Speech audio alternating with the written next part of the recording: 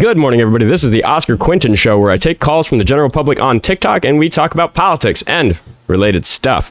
If you're watching this after the fact on YouTube, there's going to be a pinned comment below telling you when the calls start, as well as some more comprehensive timestamps in the description. That will be done by Raven, who's sitting over there in the producer chair today. I think we'll have Jesse back tomorrow. No, I have to look at the calendar. I don't know. This week, I think it's mostly going to be Raven. Anyway, other announcements. No evening programming today. I will be making a post about that on YouTube so everybody knows. I do have a thing in my life. I'm a person outside of the show, and this Sunday evening wasn't in the works to be doing the evening show at 7 p.m. Central or the members only after. We'll do another one this week to make up for it. We were poking through the news and didn't find anything in particular. I mean, ICE is killing lots of people. The war in Iran's really bad. The economic figures are still bad. People are still suffering. Lots is happening in the world. Mitch McConnell still hasn't provided convincing proof of life. So, in addition to that, this pile of evidence that Trump released on Thursday is just a bunch of redacted bullshit that doesn't really mean anything to anybody, best I can tell. And they're not talking about it very much in the news. But on this particular Sunday, nothing totally jumped out at me in the news. So we have a pretty generic sign. MAGA cultism worsens by the day. Because I think it does. We're just getting to the point where, like, forget if it was you and me, Raven, or if it was me and Jesse or somebody talking about it, but we're just talking about how, like, I think it was us after the show yesterday, it's immigration's all they've got. It's like the only thing that really comes up, because these people aren't really interested in saying that the Iran war is going well, even those who claimed that it was good in the first place.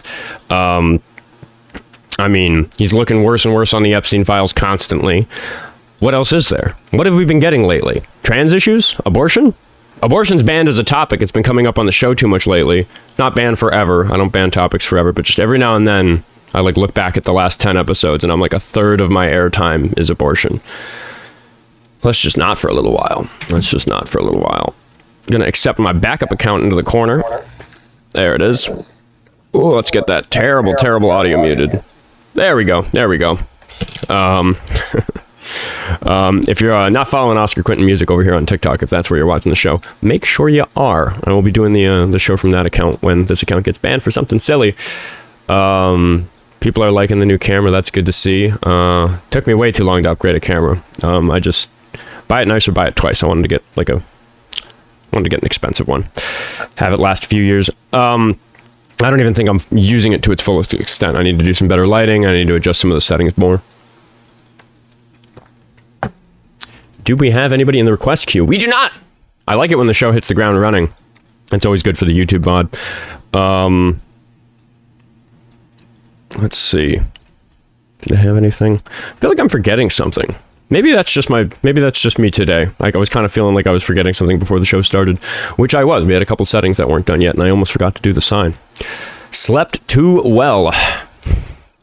People are still saying free Noodle in the chat. Yes, Noodle is banished for being noisy during the show. She is banished to my neighbor's apartment during live hours. Oh, we got somebody upset in the chat. This Republican Teamster, he says he loves triggered Democrats. Why don't you hop on up? Do you have guest privileges? Come talk to me about it. What was it? What was his username? Republican Teamster. Is he in here? Do I have an invite button for him? I'd love to talk to him if he thinks. Like, why would you, like, I guess the mean thing about liking somebody being triggered is that, like, how hateful, you know? Like, triggered is about if something, like, unlocks something in you that hurts, right? Like, regardless of how I feel about politics, I think the reason I'm good at running this show is because I'm not particularly triggered. I think if I was triggered, this would be much more taxing. A lot of people can't do shows like this because they are so triggered by the things that get said. So it's my not being triggered that makes me impervious to that sort of grief that people feel from doing this. So I don't know. Maybe you don't love me. Maybe that's why he doesn't want to talk. He wants to go find somebody he can trigger. Which is quite mean. Sometimes the chuds are triggered on my show, and sometimes I do enjoy that, but I have a good reason, and it's not because I want them to suffer. It's because oftentimes the thing that triggers them in these conversations is a thing that demonstrates their thinking about all of this is quite one-sided.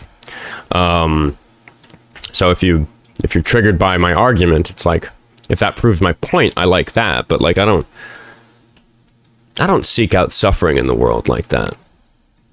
Will thinks he's a keyboard warrior. Yeah, I agree. He's not willing to come up. Did he already leave? Like, he doesn't think it's a real person. Yeah, it's probably just a bot, right?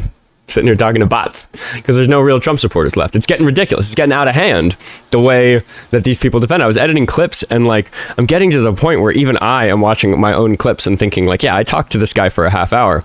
I kind of learned that how his brain works, and I kind of believed that he was serious about this weird conviction he had. But watching a 90-second clip, I'm just like, people aren't going to believe that this is real. People aren't going to believe that this is the sort of mental gymnastics that people exercise to continue supporting Trump. It's just, it's getting very spooky. It's getting very weird the way these conversations have to go. But I don't know. Maybe today will be another day where we don't run into anybody serious, because we're always trying to navigate. I think tomorrow's a business day. I'm going to go into the AT&T store. We'll get that. We'll get an iPhone so we can start taking calls from the public. Thank you, Lucky Phil, for the $2 on Buy Me a Coffee. Triggered Chudge is my Smash Mouth cover band. That'd be a good one. Lucky Phil's always right there with me on getting puns on the various things that get said on the show. Yeah, I want to start being able to take calls from the public. We should try to find some outreach. We should try to find some real in the wild chuds. Maybe I should go on Omi TV and start trying to find chuds on there. I mean, there's that one person that you know that tried to join the other day. You could try to set that up. What is that even about? I couldn't tell you, dude. You argued with this guy in the bar for how long? 2 hours. He called me a bitch how many times? At least 7. I mean, in his defense, you called him a bitch too. And wait, who was first? I don't remember. That night, I think it was you. He was being a bitch, though. He was. Yeah. He was. Yeah. I'm not going to argue that. But he has a long enough history where you were validated in calling him a bitch. He did say some pretty mean things to me.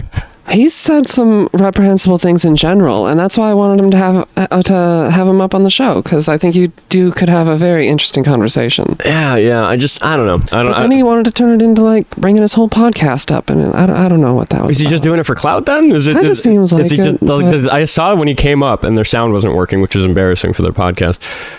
Sorry, because the person who I'm talking about might be watching and like listening. Like, yeah, get your audio sorted. Like, do a test call with somebody else's TikTok live. Like, one of you run a TikTok live, call into it, make sure you sound good, and then try again.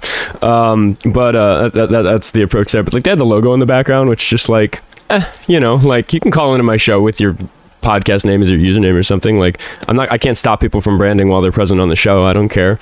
Right. But if that's what it's about, then like, what the fuck? I was just a little disappointed because he framed it as wanting to, essentially hash out some personal political beliefs, and then he brought the show on, so I was a little blindsided by that. But whatever. I don't know. Well, because there's other people on that show who I also know and associate with who I was like, oh, like you're calling into my show, okay? But that's the thing. It's like, to what degree do I have to just be like, don't call me while I'm at work? Like, if it's people in the bar who have beef with me for, what even did it start about? I mean, we don't need to talk gossip on the air, but like, well, that's just it. It's like bar gossip. Like, is he calling into my show to talk about bar gossip? Is he calling into my show to talk about politics? Like, I'm just not. Right. If it's personal, nobody really cares. What are we gonna do? Try to give everybody a background? I've known the guy for years. Right. Who? I guess what does it matter? What could be a topic is comedy and punching down and all that stuff. Yeah, that could maybe be constructive. Yeah. Because that's what I debated him about, was whether or not his comedy was low-bearing fruit. Yeah. When he calls in, I'll just have to make the same determination that I make with everybody, which is like, is my show an appropriate place for this conversation? Sometimes it isn't, and I got to call it off. Sometimes it isn't, but I can't call it off, so Jesse has to call it off for me. People know what I'm talking about there. Thank you for that, Jesse. That was awesome. Jesse. She's not in the office today, but she's doing a lot of work for the show. We're going to talk to Nolanus. I don't know. Maybe he'll tell me how to pronounce it after he tells me how old he is. How old are you? Would you rather be a Charlie Kirk anarchist or a neo-libertarian phalangist? Okay, so we're still in this state of there just not really being serious Trump supporters left behind, left on the platform. I have been thinking about going through the ban list. Like, there's so many people that we've banned so long ago that it's like, for one thing, like maybe you got banned for something reasonably trivial. Like, there might be people who got banned in the chat for being annoying 3 months ago, where if we unbanned them, they'd be an interesting call because they're a chud. They're like a proper Trump supporter, but we just banned them for like calling me a bitch in the chat too much or whatever. I don't know. I don't have much oversight over how the channel even gets moderated. Mods do such a good job stopping me getting banned. The chat looks nice and busy, so I don't worry too much about it. You know, it's just possible that there's people worth talking to again. Maybe we, you know, I wouldn't do this out of desperation for callers, but just in general, it's like, how long ago did we ban El Chico Tech EDU? It's been like a month or something, right? Maybe see if his brain works a little better than it did last time, or see if at least he's on a new set of topics. That's often the problem with certain callers that get banned, is they call in with the same exact argument over and over and over again. Sometimes I think that's because they just do it on lives all day and they can't remember whether they've talked to me about it or not. And then other times it's just like they're just on the warpath of wasting my airtime on the same thing that I've already refuted. And at this point, it's like, go watch episode 53 or whatever. Like you and I talked about this for an hour on episode 53. You're not bringing me anything new. Can't see the prompt on iPhone. Can't see the prompt on your iPhone because everybody's a little bit different. I think I can get a little closer. Is that better? Let me know in the chat. If nobody can see it, if it's cut off for everybody, the chat erupts about it. But sometimes one person's device. Oh, see, but I have an iPhone and it looks fine on mine. See, different size iPhones, but that's all up in my shit. It's getting too close. I don't know. We're gonna talk to Anime. Anomi. Hello. If you kick me, use a Borneo. Kids, man, that's all that's left. It's just kids and racists. That lady, okay, I want to talk about something. I was meaner yesterday than I ever have been to anybody on the show, so long as I have been recording the show. I think that the move I pulled on that lady at the end yesterday was the meanest thing I've ever done to somebody on the show. Have you heard me ever do anything meaner than what I did yesterday? I don't think so. That one almost made her cry. I was real upset about this lady calling E. Jean Carroll a liar. She called her a lunatic. She just pulled out all the stops tearing into her. And I was already pretty fed up with this lady for saying that white privilege wasn't real, saying it's made up, that people of color have to worry when they're getting pulled over about getting shot by the cops, like that type of monster. She was just being like truly, like unabashedly horrible with her camera on, by the way. We were at that point in the conversation already. So she called E. Jean Carroll a lunatic, lying bitch, whatever she called her. So I asked this woman, I said, what's the worst thing that's ever happened to you? And she told me it was when her sister died. And I said, I bet you didn't even have a sister, you lying bitch. I don't give a fuck about your sister. I tore into her. I pulled the E. Jean Carroll move on her. And she did not fucking care for it one bit. She blocked me also. I saw that in the chat. I went to look for her account, couldn't find it. And then somebody off camera called me the F word for doing that. So that's when the call ended. She got slur and run by somebody off camera. It wasn't even her. But she looked like she was about to explode. Which I think proves my point. I know somebody else who's about to explode. His name is David. He's 73 years old. Hello, David. How did Trump hurt you today? Today, you know what? Nothing in particular today. I went and looked at the news. He hasn't done anything on this particular Sunday that I felt worth bringing up. Well, it's early. Just wait. You'll get something. Okay. What are we talking about today, David? I don't know. Did you want to talk about your mental illness, or what's my mental illness? I think Trump broke you. Trump broke me. You know, like, it's fucked up, but like personally, I'm doing a little better these days. Like, things are going okay for Oscar. I don't think we should talk about me. Well, I mean, without Trump, you really couldn't make any money. I mean, yeah, this is a better job than the one I was working before. That's why I don't really think I'm a good example. What's this job? What is it? Other than just saying Trump bad. Talking Trump bad, David's a bitch, things like that, you know? Oh, yeah. And then grifting off mentally ill people. I don't know, man. I feel like lots of people who donate money to me have proven themselves to be really interesting people. They're giving you money so that you can say Trump bad and call people that support Trump bitch. And then they give you money. It's like you're a trained SEAL. I know the formula. Yes, you do. Okay, so like how about this? What if I just for you, just to make you feel better? No, I'm done. You're gonna thank I gave you money. No, I'm not gonna do that. I'm not pulling that bit today. No, we're not doing that. I gave you money. Go thank the mentally ill people. No, that's not it. That's not it. There's a whale. That's not What's it. the whale work? No, It isn't. you're the one interrupting You can't for pay donations. Your employees. You can't pay your employees. David, if you don't what is have this? Trump is I have a bad, new then thing I want to David's talk a to you bitch. about. Can we just Right? I don't need to talk to you. I already know you're mentally ill. What's the point of talking to you? I agree with everything you're saying, because if you don't agree with everything you're saying, you'll suddenly call everyone a homophobe, a racist, and a bitch. I don't call everybody a bitch. Oh, he ran. Man, like he just shows up, is a bitch, and then leaves. I don't call everybody a bitch. David thinks that everybody calls everybody a bitch because everybody calls him a bitch, which, you know, I admit I'm responsible for. I called that lady yesterday a bitch, and I really am. I try not to call women bitches. That's as much as I say I'm an equal opportunity insulter with that particular word. I do kind of. I recognize it means something different to a woman when you call her a bitch than to David. So I consider that, but I also lied to her and told her that I didn't believe her when she told me that her sister died to make a point about her calling E. Jean Carroll a liar. I had really pulled out the stops with that lady. You get teacher Oskar sometimes who like politely handholds these doofuses through some civics, and sometimes you get fucking you're a despicable monster. Let's make you feel the sort of pain that you make other people feel. Anyway. David must be lonely to still be popping by my stream. My goodness. We're going to see if Nick is lonely. Oh, I'm sorry, Logan. You were higher in the queue. Oh, no, I didn't even click Nick. I'll click Logan. There we go. Nick, you're next. Logan, tell us how old you are. I am 24, and I just wanted to stop in and say good morning to you, Oskar. How's your weekend been? Been pretty relaxed. You're Very good. Are you, Mine too, bro. You a Trump supporter? Absolutely not. I just wanted to call in and request and say hello. Hope you're having a great weekend. Hello, everybody in the chat. Have a great day. W. Logan. But do try to keep that sort of thing towards, you know, not the first hour of the show. We're trying to get a debate.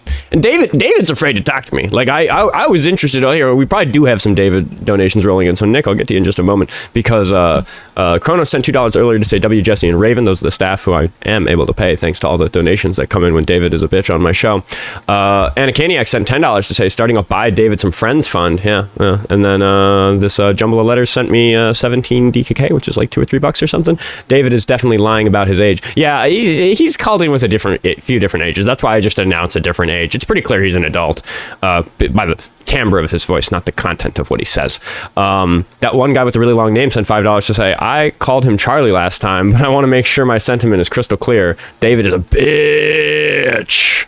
It was spelled that way, just to be clear for everybody. Oh, and look at that. My Venmo balance has increased. I think that was also because of David, because Jared sent $25 to say, I'm a 34-year-old USAF vet, U.S. Air Force vet. I was abandoned by my family because they love Trump, and recently I've been informed by my doctors I'm developing cancer, and yet I feel so free. Have a good day, Oskar and Raven. Shit. Sorry to hear that, dude. Yeah. Thank you for your service. I'm fucking sorry to hear that. You can message me if you want.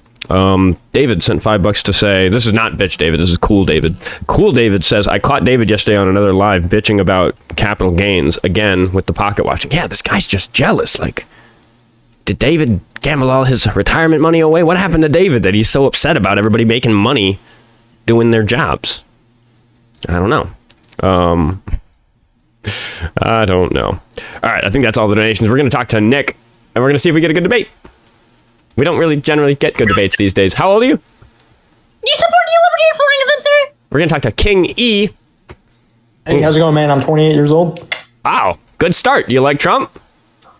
Yeah, I actually really do. I voted for him 3 times. Sadly, the election got stolen from him, 2020, I believe. Probably going to get a TikTok yeah. misinformation flag for saying that, just so you know. So we can, I'm willing to talk about that. Like, personally, I don't have an issue platforming that topic. I think you've made it far enough, but just be careful with how you word it. Because when you say it assertively like that, it's so wrong that TikTok has a system for flagging people like you and getting them deplatformed. Why? People like me. People like me. People who think that. By people like you, yes, people who think, who confidently believe in that. People who confidently assert that the 2020 election was won by anybody other than Joe Biden. Yeah, that's pretty obvious to me. But why is it obvious to you? I believe. Correct me if I'm wrong, but he was the most voted president in history, right? That as that's what they said, right? No, Joseph R. Biden. Oh, Joe Biden was, yeah. Yeah, Joseph R. Biden.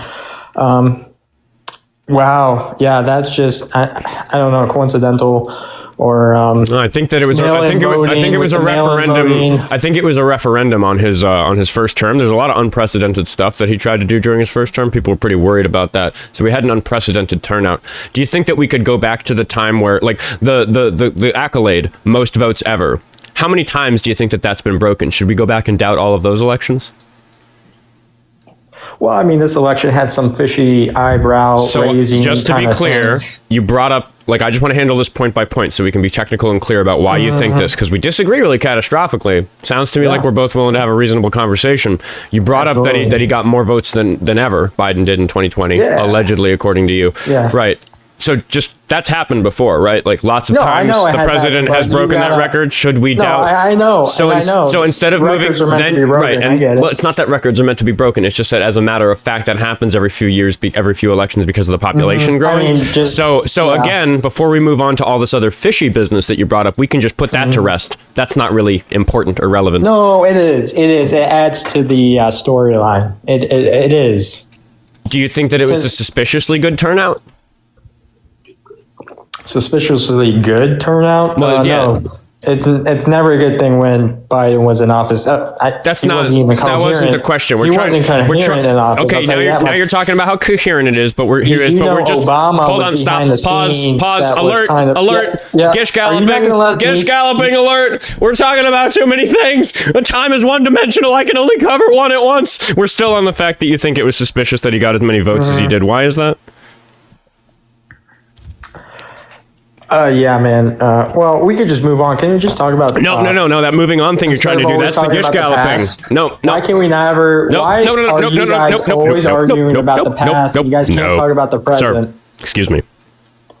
Or the we future. are talking about the fact that you think it was suspicious how many votes Biden got in 2020. We're not going to move on. Mail-in voting, fraud. Okay, what do you have to... Okay, yeah, you can just list buzzwords. Miscounted ballots. You can just list buzzwords, but, like, why are you convinced that those things made the fucking, like, vote count suspicious? You got to use bigger sentences than this, buddy. We're talking about some important, complicated shit.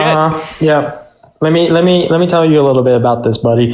There was a slew of mail-in ballots that came in 100% for Joseph R. Biden at around 3 a.m. From what? From where? How many? Is that normal? Slew. Is that normal? Allow me to answer. Allow me to talk. I'd like to answer what you just said. You just asked me a question. You're continuing to ask it on repeat instead of letting me answer it. I'd like to answer the question you just asked me. Am I allowed to participate in this conversation? Can I answer? You just brought up a thing.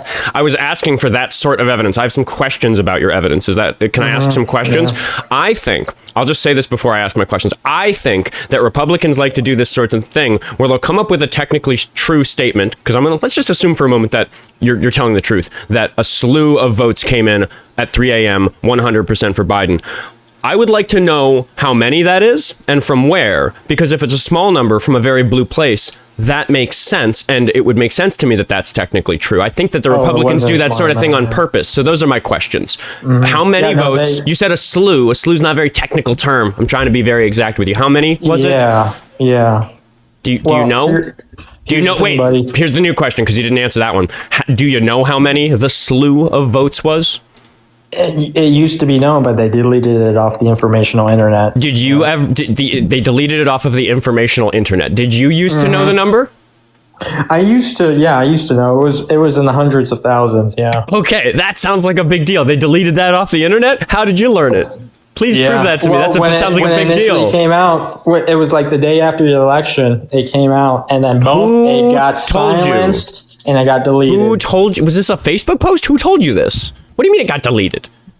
It got deleted, man. If there was good evidence, have you read celebrities the book have a hard time deleting. George Orwell? Yes, I have. Have you read that book? Celebrities have a hard time. Stop talking and listen. No, we're not going to talk about 1984. We're going to talk about why you think 100,000 votes came in for Biden at 3 a.m. Because here's my question for you. I want to point out that celebrities have a hard time deleting embarrassing pictures of themselves from the internet. How would the right have deleted from the internet the fucking notion that 100,000 votes came in for Joseph R. Biden at 3 a.m.? Thank you, Anna Kaniak, for the. Hold on. I was not done talking. Thank you, Anna Kenny, for the. You're asking Hold a on, question, I have a bigger donation to thank than usual, so I'm going to interrupt the show and do Aww. it. Thank you, Anna Caniac, for the $50. Back to work. Have a great live, everyone. I'll be listening. Thank you so much for the $50. Thank you for getting ahead on that. And Do I get any commission from that? Because I no, and I somehow got a harassment and bullying flag for trying to shut you up and keep you on topic. You do that. You Democrats do that. You guys harass and bully other people all the time. Do you want to continue the conversation after I restart my live? You hurt my feelings, man. Would you like to continue the conversation after I restart my live? Maybe, man. I got things to do. I mean, we can be talking again in 30 seconds if you want. I'm just going to restart the live, so you'll have to join the new one. Request again. I got you, Oskar. Let me. I don't want to follow you, but I'll look you up. That's fine. I mean, you can unfollow me for a second. You don't even have to go anywhere. It's going to end, and then just click on my profile. It'll give you a button right away. And then just wait 10 seconds, refresh. Okay. And then everybody else watching should also do that. We'll be back in like 10 seconds. Okay. Donald Trump definitely raped a bunch of kids with Epstein. I'd like to talk about that while the stream restarts. Because I can't say that shit on TikTok as clearly without risking my account getting banned for misinformation because they're worried about that. Anyway. Going back live. Everybody on YouTube, you're fine. You don't have to do anything. I don't want to read the donations right now because nobody's back. I'll wait just a moment. We'll see if he comes right back in. Look at that. The chat floated again. I don't want it to. Go away. TikTok, stop changing things. There we go. There we go. Oh, yeah, look at that. Already 100 people back in. Got 250 on YouTube. Excellent. What a wonderful Sunday. We didn't even really talk about it. We can go long today. If you're good. Yeah, I'll check when I need to be at the thing later. I got my normal 2:30 thing, but that's it. Perfect. Yeah, that's fine. Cool. Oh, and let's get the backup account back in the stream. I always forget to do that when I restart. I always end up taking a caller before I get the backup account in the corner. Make sure you're following the backup account if you're not already. That way you'll get alerted of what's going on if the main account goes. Let's mute myself. That way you'll get alerted if the main account goes down. You can also follow Oskar Quentin too. That's at the bottom of the link tree. You can find all the other things in the link tree, like the YouTube account where this is also being co-streamed in horizontal format and lives as a podcast that you can listen to when I am not live. Instagram is actually my primary social. If you want to follow me on there, that's a place where I do things. And the pay links: Venmo, Cash App, Buy Me a Coffee, and Patreon. Buy Me a Coffee's international. But yeah, we've got the viewership back, so I am gonna pop back into. Oh, we've got some information about mail-in voting from the Discord. I think I'll hold on to that to see if our caller comes back, but I think most everybody's back. So I'm going to take a moment to thank David for yet another $5 on Venmo. Ooh. Load. Thank you, David, for the $5. He said, guest is going to want this call deleted off the internet. Wow, you are terrible at debating. Yeah, he did the thing where he asked me a question. I'm like, yep, I have an answer. I'd like to answer. Please let me answer your question that you just asked me just a second ago. You are just yelling at me your question again instead of letting me answer it. But, you know, that's the tactics they like to use. So it goes. All right, that's everything on the phone. And then we can pop over to YouTube Super Chat because Sydney sent $2 to add, the way Oskar says bitch should be a ringtone. somebody ringtoned my what when I was asking that Splinter guy what over and over again instead of engaging with him because I was gray rocking him because he's a sociopath. Hell's Pacifist sent $5 to say, sorry, we are stuck in the past? Do my ears deceive me? The right saying the left is stuck in the past? Holy cognitive dissonance. Yeah, the guy who brought up the 2020 election thought that we were stuck in the past. The only confirmed fraud in the 2020 election was courtesy of... Oh, I'm not going to read that out loud just because TikTok, TOS. But yes, we agreed about who was doing the bad thing in 2020.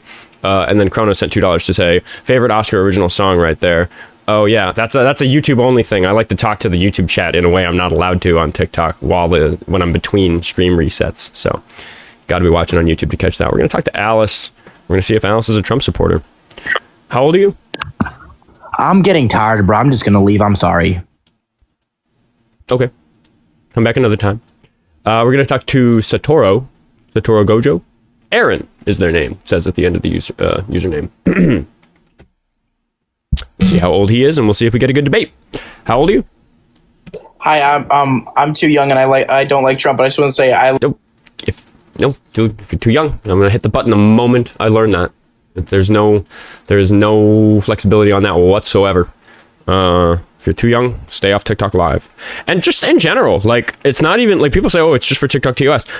Fuck, man, maybe I'm getting old, but it's a sensible rule. I'm 31. I do not want kids on here, and I don't think it's responsible for kids to be on live platforms before they're 18. I think that's unwise. Kantbot says he wants to be in the call. Is it a bot? Yes, or is it Emmanuel Kant? Hello, how old are you? Yeah, it's Emmanuel Kant. 25. 25. Are you a Trump supporter? Yes, sir. Okay, why is that?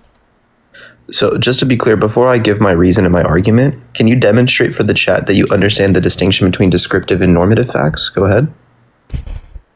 Descriptive, okay, so descriptive facts are like empirical observations about the way that things are, and then normative facts are like concepts that are based on a structure based on what we think things should be. Yeah, so that's actually wrong because normative facts in the literature are going to be characterized as irreducibly normative reasons, which means that they're going to be counting in favor of relations. So they're going to be the sort of facts that put certain demands on us, I don't care. such that they have teleological properties. So it's going to be like a massive blunder. Stop talking. Stop talking. Right, it's my show. Yeah, but it's my show. It's the middle of my show that you're in. You chew on rocks. So just to be clear, you watch one Vosh video and you think you're a lefty who knows the distinction, but you don't actually know the distinction. What is this? You're a slow boy. Do you think you're helping your side of the argument by trying to communicate in this way? You watch one Vosh video and you think you understand basic concepts about normativity, but you don't because you're a slow boy. You literally are conceptually malnourished right now. Like, do you think you look good? Did somebody else remove him or did he run? Like, I was just gonna let him rip because it's like, I don't know how well I did on that definition. The Philbros disagree about the definitions of all the words they use, so they just give you a trap like that. And then when he started rambling, it's like, dude, do you think anybody is ever going to listen to you? Like, it's just a bunch of like those are buzzwords that have to do with the topics we're talking about. Like, it's not an effective means of communication. If you think that making a sentence that's technically correct, that you need to have an English degree to like pick apart to be like, I see what he's trying to say. He's using the most complicated word for every single one of these concepts and smashing it all into such an information dense sentence that a normal person can't follow it unless they just got briefed on what every single one of these words means to you. You're not communicating effectively. I used to teach public speaking. It's the type of shit I had to shut down. It's like, nobody's impressed. It doesn't help. Doesn't convince anybody that you know what you're talking about. Anyway.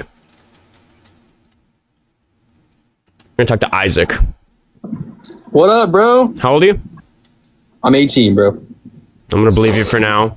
Watch the sniffing. February 26, 2007, bro. That's pretty quick, bro. That would be 19. No, 7. Yeah. I just turned 18 February. Am I tripping? 2007? Raven, is my math failing? 2007 February, that'd be 19, not 18, right? Yeah. Goodbye. Oh, God, the Philbro scrambled my brains. I couldn't tell if I was doing the math correctly. It's just, like, what is the point? Like, why do the Philbros try? Like, that's the thing. Like, when I fail the vocab test, which I fucking do all the time with the Philbros, it's because I haven't read the textbook in like 10 years.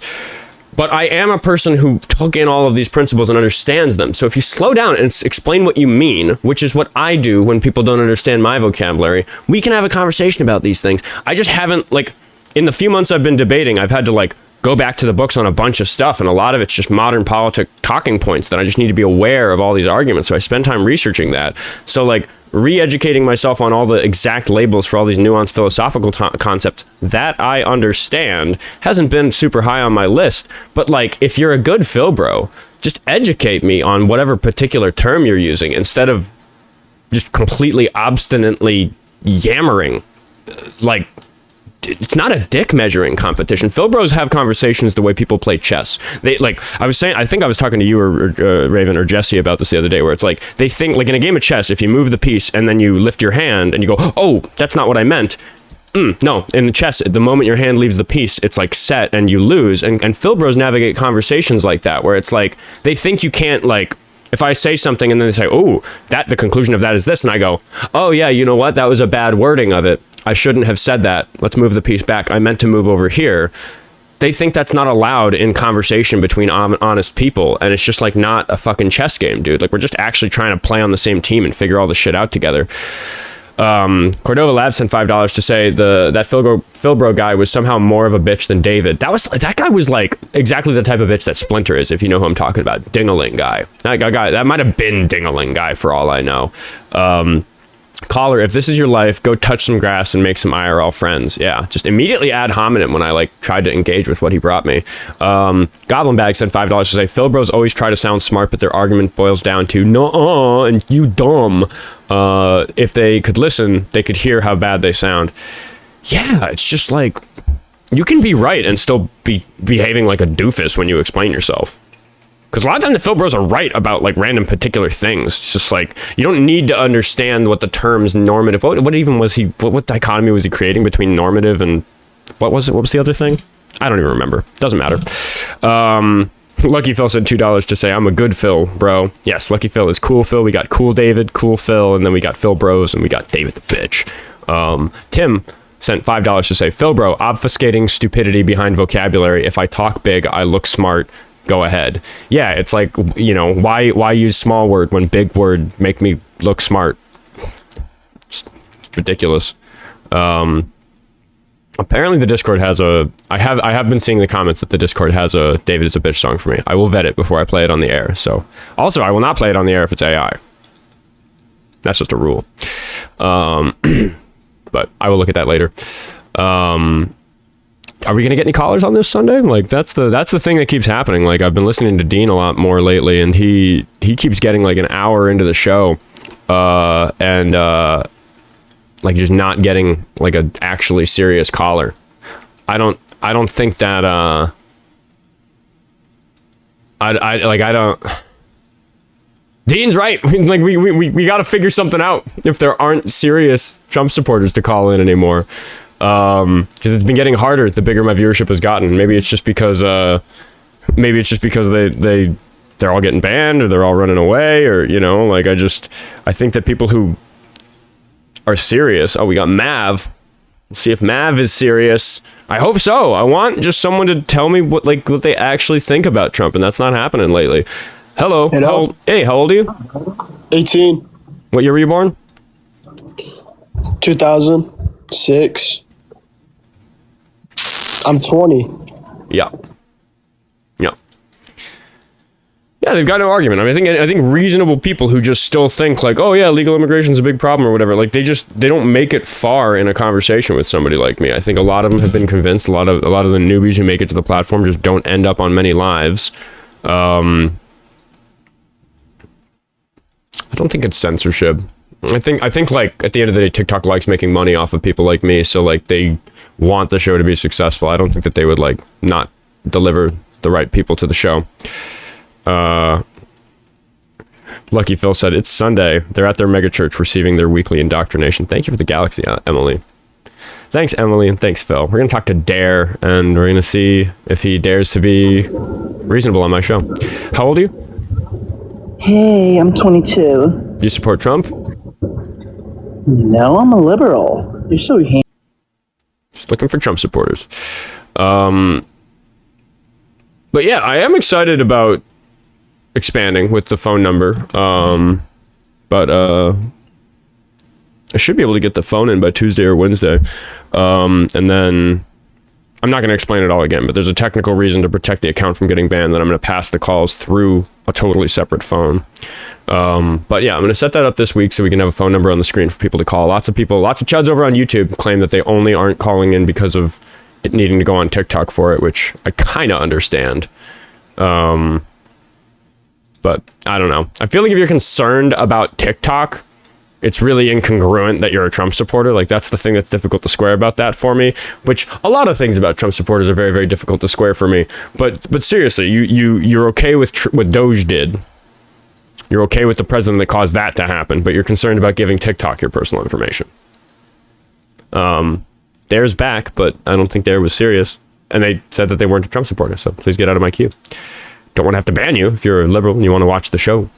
I looked through my ban list because I was just like curious if there were like a bunch of like names that maybe I recognize now from watching other people's lives or something, just like maybe people to unban because their call's worth having on the show. The ban list is so long. I haven't looked at it in a very long time.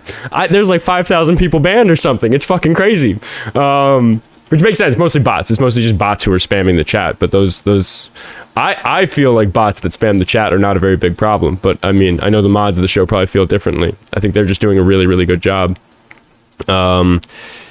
Alpha for $2 says get a Google Voice line for people to call in. Yes, that is what we're going to do, but we're then going to pass the Google Voice through a TikTok account into the show as a guest, so the normal guest moderation system works for the Google Voice call. So that's exactly. I don't need a phone for its phone line. That's not. I just need an additional smartphone to run the TikTok pass through. That's what's going on. Hope I'm having a great day.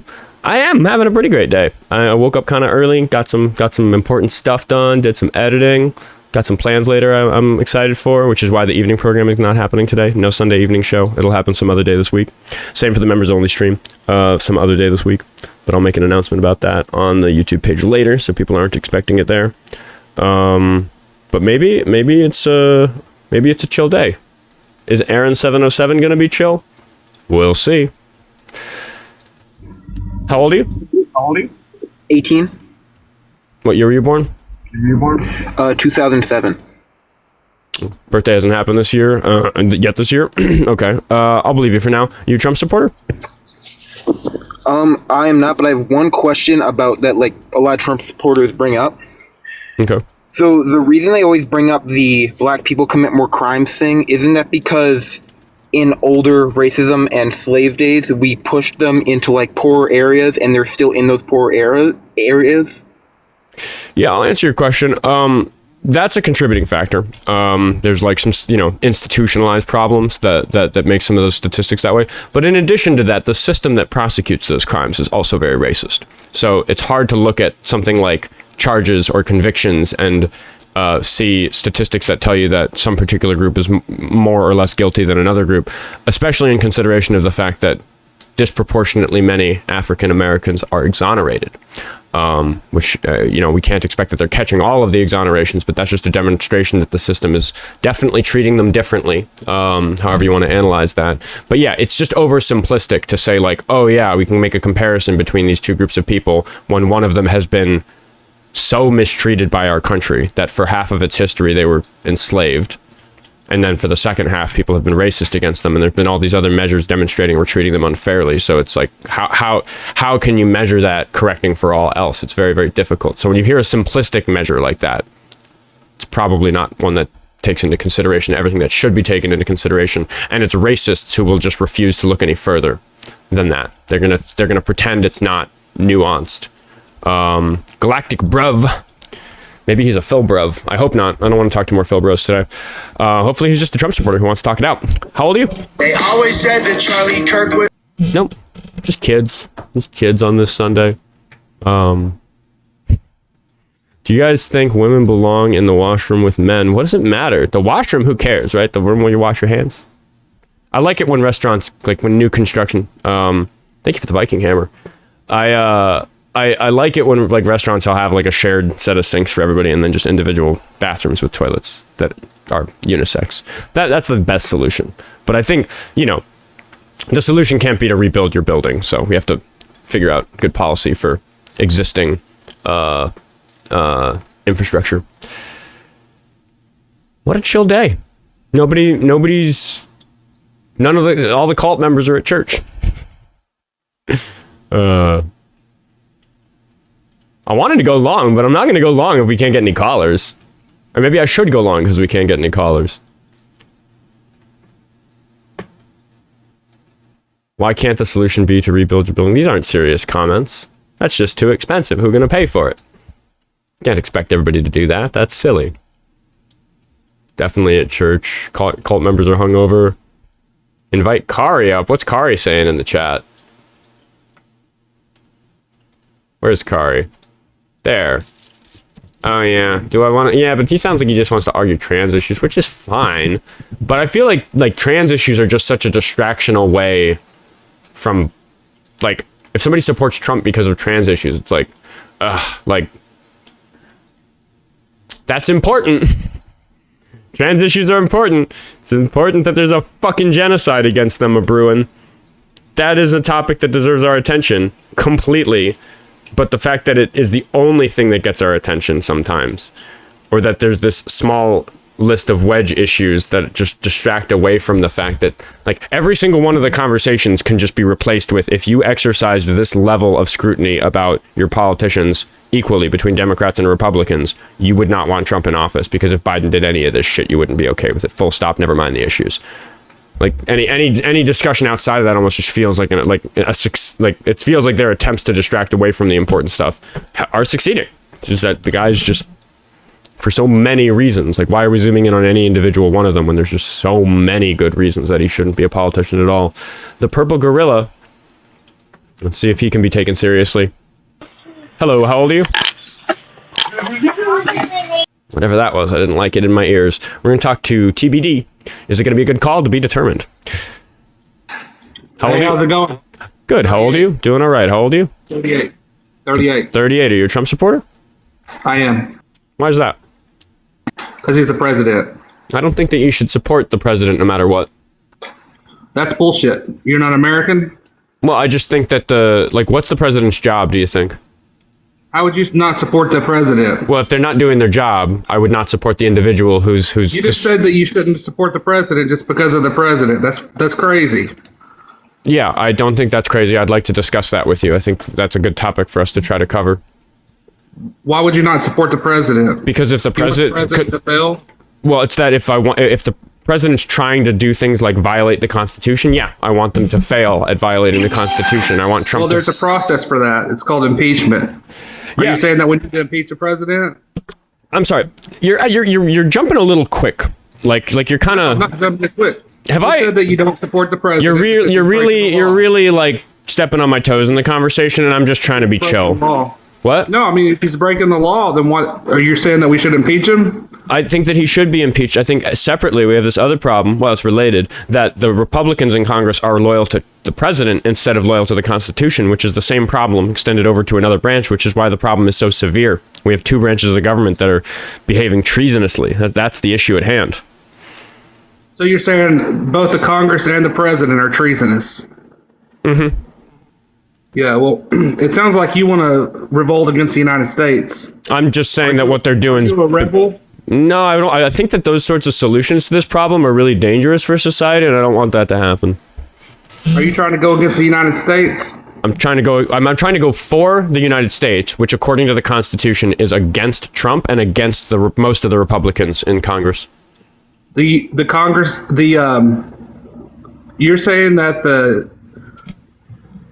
the law is against Trump?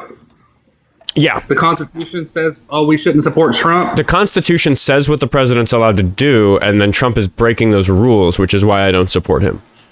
So you called well, you can't even call Congress because you don't support him either. Well, yeah, right. That's that. Rebel. Well, okay. You already accused me of that. I have a couple of questions for you. Can I ask you some questions? Yeah, go ahead. Okay. Did you support Biden as president? I did. Okay, because he was president. Just checking for consistency. Okay, cool. Yes, and Obama. Could you imagine a situation where Biden was doing a set of things that you saw as so obviously unconstitutional and un-American that he should be impeached, but because, say, let's pretend the Democrats had a majority and refused to impeach him? Can you imagine that situation?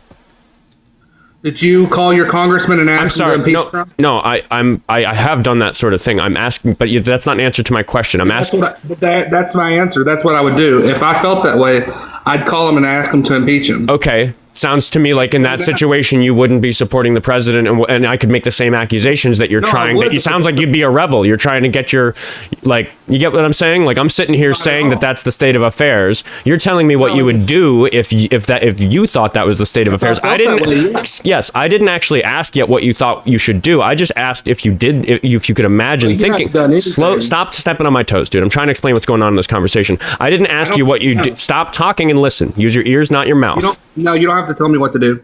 I absolutely can. It's my show. You're going to use your ears, not your mouth, and you're going to listen to what I'm telling you about what's happening in this conversation. I don't use the mute button. If you don't want to listen to me, you can go on somebody else's live. You can get off my show. But if you're not interested in hearing why I think that you're wrong and why I think that I'm right, then there's not really any use in you being on my show. Because I didn't ask you what you would do. Use your ears, not your mouth.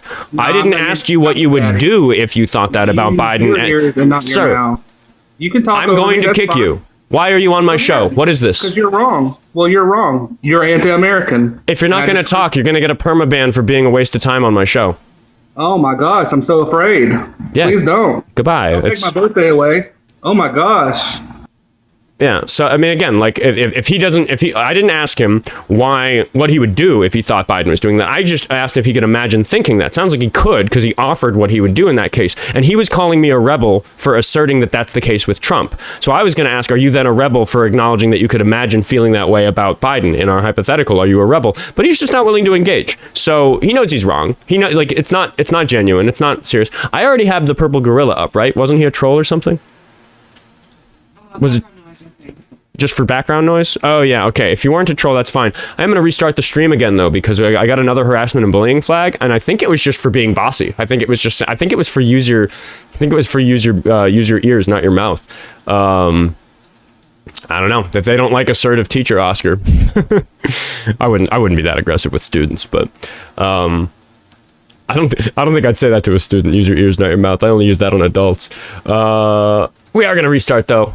Goodbye, TikTok. Follow me if you're not following me. Wait 10 seconds. We're gonna end, and then it's gonna be like picture my face. Click on the picture of me sitting there with my guitar. Go to my account. Wait 10 seconds. Refresh. We'll do it again. We're gonna do lots of restarts today, apparently. Definitely, Trump is a child rapist, for sure. Probably not quite so sure as some other things, but man, he's really hiding all the evidence of him being a child rapist. So that makes him look like a child rapist. Anyway, we're gonna go back live on TikTok now.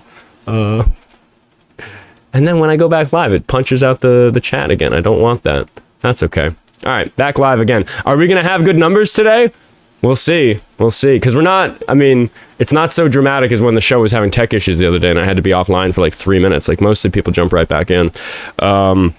Let's have a look at the Venmo. Because David went back to the link tree in my bio, found the Venmo, sent me $5 and said, this guy is trying to have a one-sided conversation so he doesn't have to show his ignorances on any of these topics. That's why he's asking a million questions. I don't even know which guy today he was talking about. We just haven't had a serious conversation today. Canadian Princess sent $2 Canadian to say, deeply unserious person. And an ally, I'm an ally all day, but surely the entire Siberian Orchestra can't be trans. Funny. Thank you for the $5, Tim. Appreciate you. I think that's it. Let's see. Do we have... Nobody's in the queue, so I'll get my backup account in the queue so I don't forget before we get a caller in here.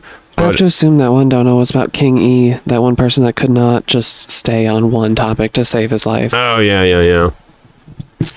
Probably. There we go. We're going to talk to Tanner. Is Tanner gonna make this reboot of the stream a productive one? We shall see. How old are you? Can everybody follow me? We're going to talk to the purple gorilla who had background noise the last time he was on. We'll see if... that's okay. I just kicked him because I thought a lot of people make bad noises like that on purpose. If that one was a misfire, that's okay. Oh, he disconnected right away. I don't know what that's about. Well, no, but he was saying he wants to be on. He was in the chat on the previous stream. Yeah, he's there. He says I'm ready to talk. Okay, yeah. Maybe he just hit the wrong button or something when I sent the invite to join. Hello. Can you hear me? How old are you? My sound it. Hello. Now you're teacupped. When you're out of the app, I can't hear you at all.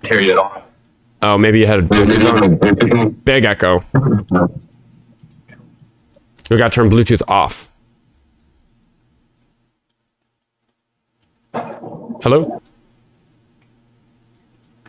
No, I'm going to disconnect. We're going to try... Ooh. At least I recall this to be somebody who at least stays connected and has a conversation of some kind, but productive? I don't know. Dun 21. How old are you? 32. You support Trump? I do. Why is that? Because I'm winning in life. And I detect bullshit. I'm just going to ask you to turn your camera on if you want to proceed. Yeah, I mean, you always do that. I'm not doing that. Are you going to kick me off? Yep. Just gonna go with my intuition on that one. Give Purple Gorilla another try. So I do think he is trying. Hello. Yo. Very noisy. Are you driving? Are you in a car? Yeah. I need you to sort it out. I can't keep trying. It's gonna be bad for the show. We're gonna talk to Elias. Elias. I don't know. Neo-libertarian phalangism, neo-libertarian phalangism. We can talk to Rios. Hello. Oh, wait, can you hear me? I can. How old are you? Oh, I'm 31. You're a Trump supporter? No, I actually wanted to ask you, like, because I've seen your stuff before, but I feel like, how do you process like dealing with people, like especially MAGA people, cults, like even when you hit them with like fact after fact after fact, like. Well, I mean, people kind of watch how I deal with it, right? Like, it's different every time. I think that the short answer is that I use the social skills I have to try to engineer an approach that I think is most likely to be either effective at reaching them or showing a bunch of people that they can't be reached, and that makes them unreasonable, and that you have to be an unreasonable person who can't be reached in order to be a Trump supporter. But like, that's kind of the thing about doing this show that's hard. It's like, how do you navigate that? Every call is unique. I just have to guess on what's the right thing to do. Could we have talked to Dun Dun for longer? But he's a troll. He's been on the show before. He's difficult. I've asked him to turn his camera on before, I'm pretty sure. And I just decide from the tone of his voice, I use my experience doing this to go, this is a guy who's going to refuse to turn his camera on. I'm not going to give him more time wasting airtime on my show. Purple Gorilla thinks he's ready now. One more try, and then I'm not going to try again until another day. But, so we'll see. Hello, how old are you? Can you hear me? I can. Can you just tell me your age? 37. 37. You support Trump? I did for a while, only because he's a part of a faction that is a whole nother gang that hasn't had power since JFK was around. And I feel like if they fight each other, it's better than them fucking the citizens, both sides, left and right. You think he's part of a faction from back? You just like some kind of Illuminati claim? You think this is? No, don't stop! Don't put words in my mouth. I've been watching you for a while. You like to make straw man claims and talk down to people. We're not going to do that. We're going to have a civilized, straightforward debate. There are multiple factions that have been fighting for power within our government. Some of them overlap. Some of them they have outside influences helping them. But he is a part of another faction of corrupt people. He's corrupt himself. That hasn't had power since the 60s. So somebody said I sound 50. I'm 37, dude. But go ahead. Are you going to bring me proof of any of this, or are you just going to assert it? Like, what's the point in having a conversation about this harebrained scheme? Unless you want to sit down and have like a 6-hour sit down and let us go through like the family ties and what's going on, like all the people that's been voted through, all the deals going on behind the scenes. No, I can't prove it. So let's just say I'm just making that up. So I'm not even trying to be so assertive in this conversation as to immediately say that that's bullshit, even though I do think it's bullshit. I just don't Okay, so let's move past that. I do know Trump is corrupt. The only reason why I voted for him is because I'd rather these factions fight each other than fuck us citizens. So you're an accelerationist of some kind. Now you're putting words in my mouth. No, do you know what I mean when I say? Yes, I know what acceleration is. You trying to speed up the world. Why are you cutting me off? This is rude, man. You did this to everybody asked a question. Else. I asked, so you're right. So I based on what you said, I said, oh, that's some kind of accelerationism, and then I asked if you knew what I meant by that word, and I'm trying to assess if that's true of you, and you're already fucking barking at me, dude. Like, what the fuck? Okay, ask me a question. Ask me the question. What do you think I mean when I say accelerationist? And accelerationists are people that are trying to speed up the end of society, the collapse of society, the monetary system, the wars, destroying the. That's a pretty good description of what I mean when I mean accelerationist. I love that we have that common ground. You could have just said no. I don't think that I'm an accelerationist by the way that you define it. I'm an accelerationist. Right. I know I'm not. But we had to have this part of the conversation where I was like, "Why are you fucking yelling at me?" We could just talk. I was wrong. There was a question. Slow down, dude. Nobody's gonna fucking like you if you behave like this. Your pace. I don't care if people don't like me or not. Let's go at your pace. Why not? Why don't you care? Why should I care? I don't know, man. I got You my come family, I got my friends. No, I mean right Why do I now, care what like random on people the think about show, me? there's like a bunch of people watching. You're trying to advocate for what you believe in. Like why be so combative with me when I'm just trying to understand you? Like, why do you engage in this way? I've seen the way that you debate and talk to people. You're aggressive. I'm literally just giving you back what you've given other people. I give what I get from other people. Other people are aggressive with me, and that makes me aggressive with them. So you've come here and been aggressive with me for no reason. Okay, so I'm giving it back. You couldn't. If you've watched the show, you know that when somebody's polite to me, I'm polite back, right? Keep going. That was a question. Say it again. If you've watched the show, you are aware that if people are polite to me, I'm polite back, right? That's not a... Oh, okay. Now you framed it as a question, but okay. Use your social skills, man. Like obviously, I was asking if you understood that. Do you understand that I can give what I get, and that you giving me what I give other people is not the same thing? Obviously, I understand that. Well, you're not behaving like you understand that. Let's start over. Why do you like Trump? Oh, here we go. You're always taking stabs at people. I don't like Trump anymore. Trump literally, as of February this year, turned into basically 05 Bush, 2011 Obama. They all do the same shit. They're blowing up shit in the Middle East. They're stripping rights. And like if it's on the left, they frame it as we're trying to stop the fascists. If it's on the right, they frame it as we're trying to stop brown people from third world countries. Both of them push shit that's stripping our rights. And both of them are helping Israel push the Greater Israel Project. And then all that stuff, they frame it certain ways. Broadly, these are good criticisms of both sides. Sure. Okay. I think that the Republicans are way worse. How so?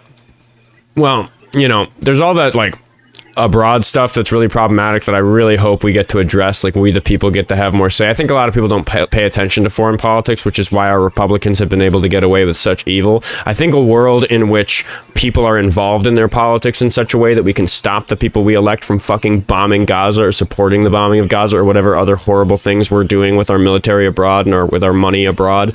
Like to get to a place like that, we need to address some stuff that's going on locally, which is that we have this crazy partisan issue where half the country is trying to oppress the other half of the country, and then the half that's being oppressed. Oh, at least this shit is quiet now. It's not as disruptive. They're trying to oppress people. People on the right are trying to oppress people like me, whereas people like me don't want to oppress the other side. We just want everybody to have an easier fucking life. Until we get that addressed, I don't think we're going to make progress on becoming the sort of society that holds their politicians accountable in the ways that it sounds like we both want.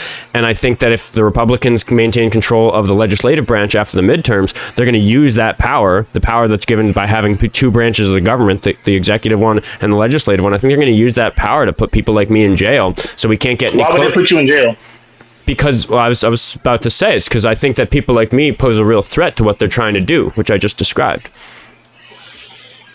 All right, I'm gonna ask you a litmus test question. Did you hear about the people that got sentenced to like 30 to like 100 years in jail recently? Yeah, in Texas. Oh, tell me about it. What happened? Well, one of them fired at an officer, so one of them sounds like they probably was a pretty reasonable sentence for one of them. But I think if we were to compare that to like when No, don't walk away from the question. Continue. Tell me about the other people. They were associates of theirs. They helped organize some ICE observation and protests and stuff. Some of them did very, very little. One of them only moved. One of them had listed that they moved a box of anti-fascist material, which I would argue a box of constitutions is a box of anti-fascist material. So I find that kind of silly. What was in the box? I don't know. A bomb. I'm sorry. Why are you asking me about this? You didn't respond to what I said. You're walking away from the question. There was a bomb in that box. That's the problem with the left. No, there wasn't. Okay, all right. There's videos of it, but go ahead. From what I've heard, it was pamphlets. Pamphlets, dude. We're talking about paper. Yeah, and there was a bomb in the box. There's a video of the explosion going off. Yes, it happened last year. Stop yelling at me and prove that to me. Do you think you're going to prove it by yelling and losing your temper? Get on YouTube and pull the video up and like email it to you? I just want you to tell me the name of an article and a publisher so I can Google it right now on the show and we can look at it.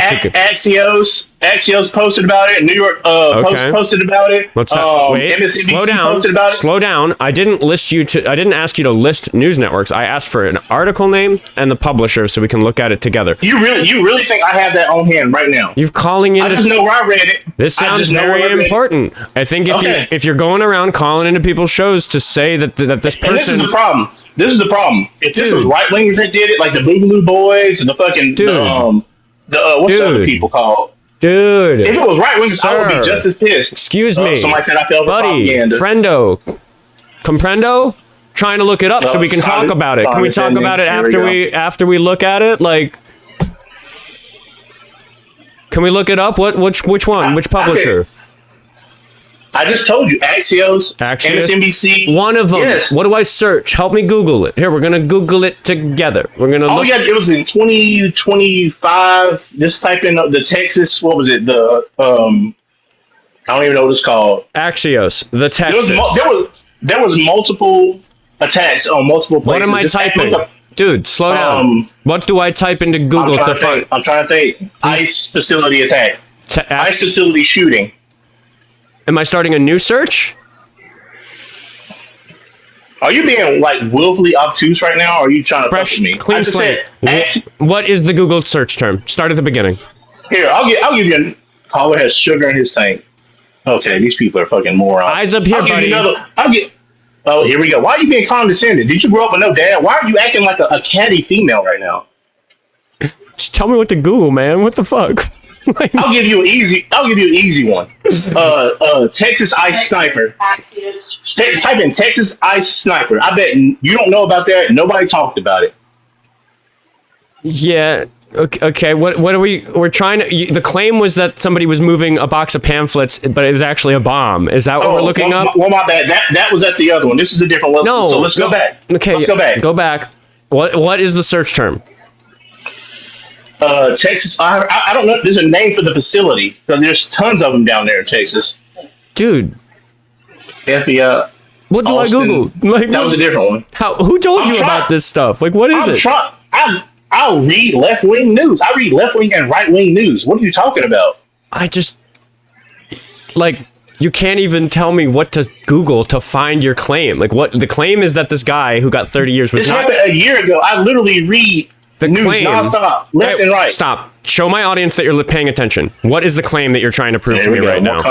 Please just prove to me that you're tracking the conversation. It doesn't feel to me like you are. Yeah, I'm listening to you. I got somebody beside me trying to look it up. I can't remember the exact blah blah blah place location. No. We're doing something new. Stop. Pause. Stop talking. There's a claim that we were trying to Google for. Okay. What was that claim? Do you remember? Were you tracking? You keep cutting me off. I'm literally telling you. Somebody said I'm quoting Breitbart and QAnon, and what the fuck is wrong with these people? I remember what the claim I was trying to Google was. You said something very interesting, and I wanted to Google to check if it was true. What is that claim? Just remind. I think you're so lost in the sauce that you don't know what we're Googling anymore. What is it we're trying to prove by Googling? I have somebody beside me trying to find the location of that ICE. Asking you to remind him of which one you're looking for. That's what I'm looking for. No, it shouldn't be in the computer. It should be in your brain. What am I asking you to Google? No. Just because I can't remember something doesn't mean it didn't happen. No, I'm not asking you to remember from back then. I'm trying to ask you to remember from 3 minutes ago when we started Googling. What is it we were Googling for? Do you remember? Oh. We're going for Prairieland ICE detention center. No. That's not an answer to my question. I'm not going to move on unless you do answer my question. Okay, give me the question. I pulled up Google because I wanted to look up proof for a claim of yours. What was that claim? The claim was that you are overlooking the violence that those people committed at that ICE facility. Very specific. Hold on, stop.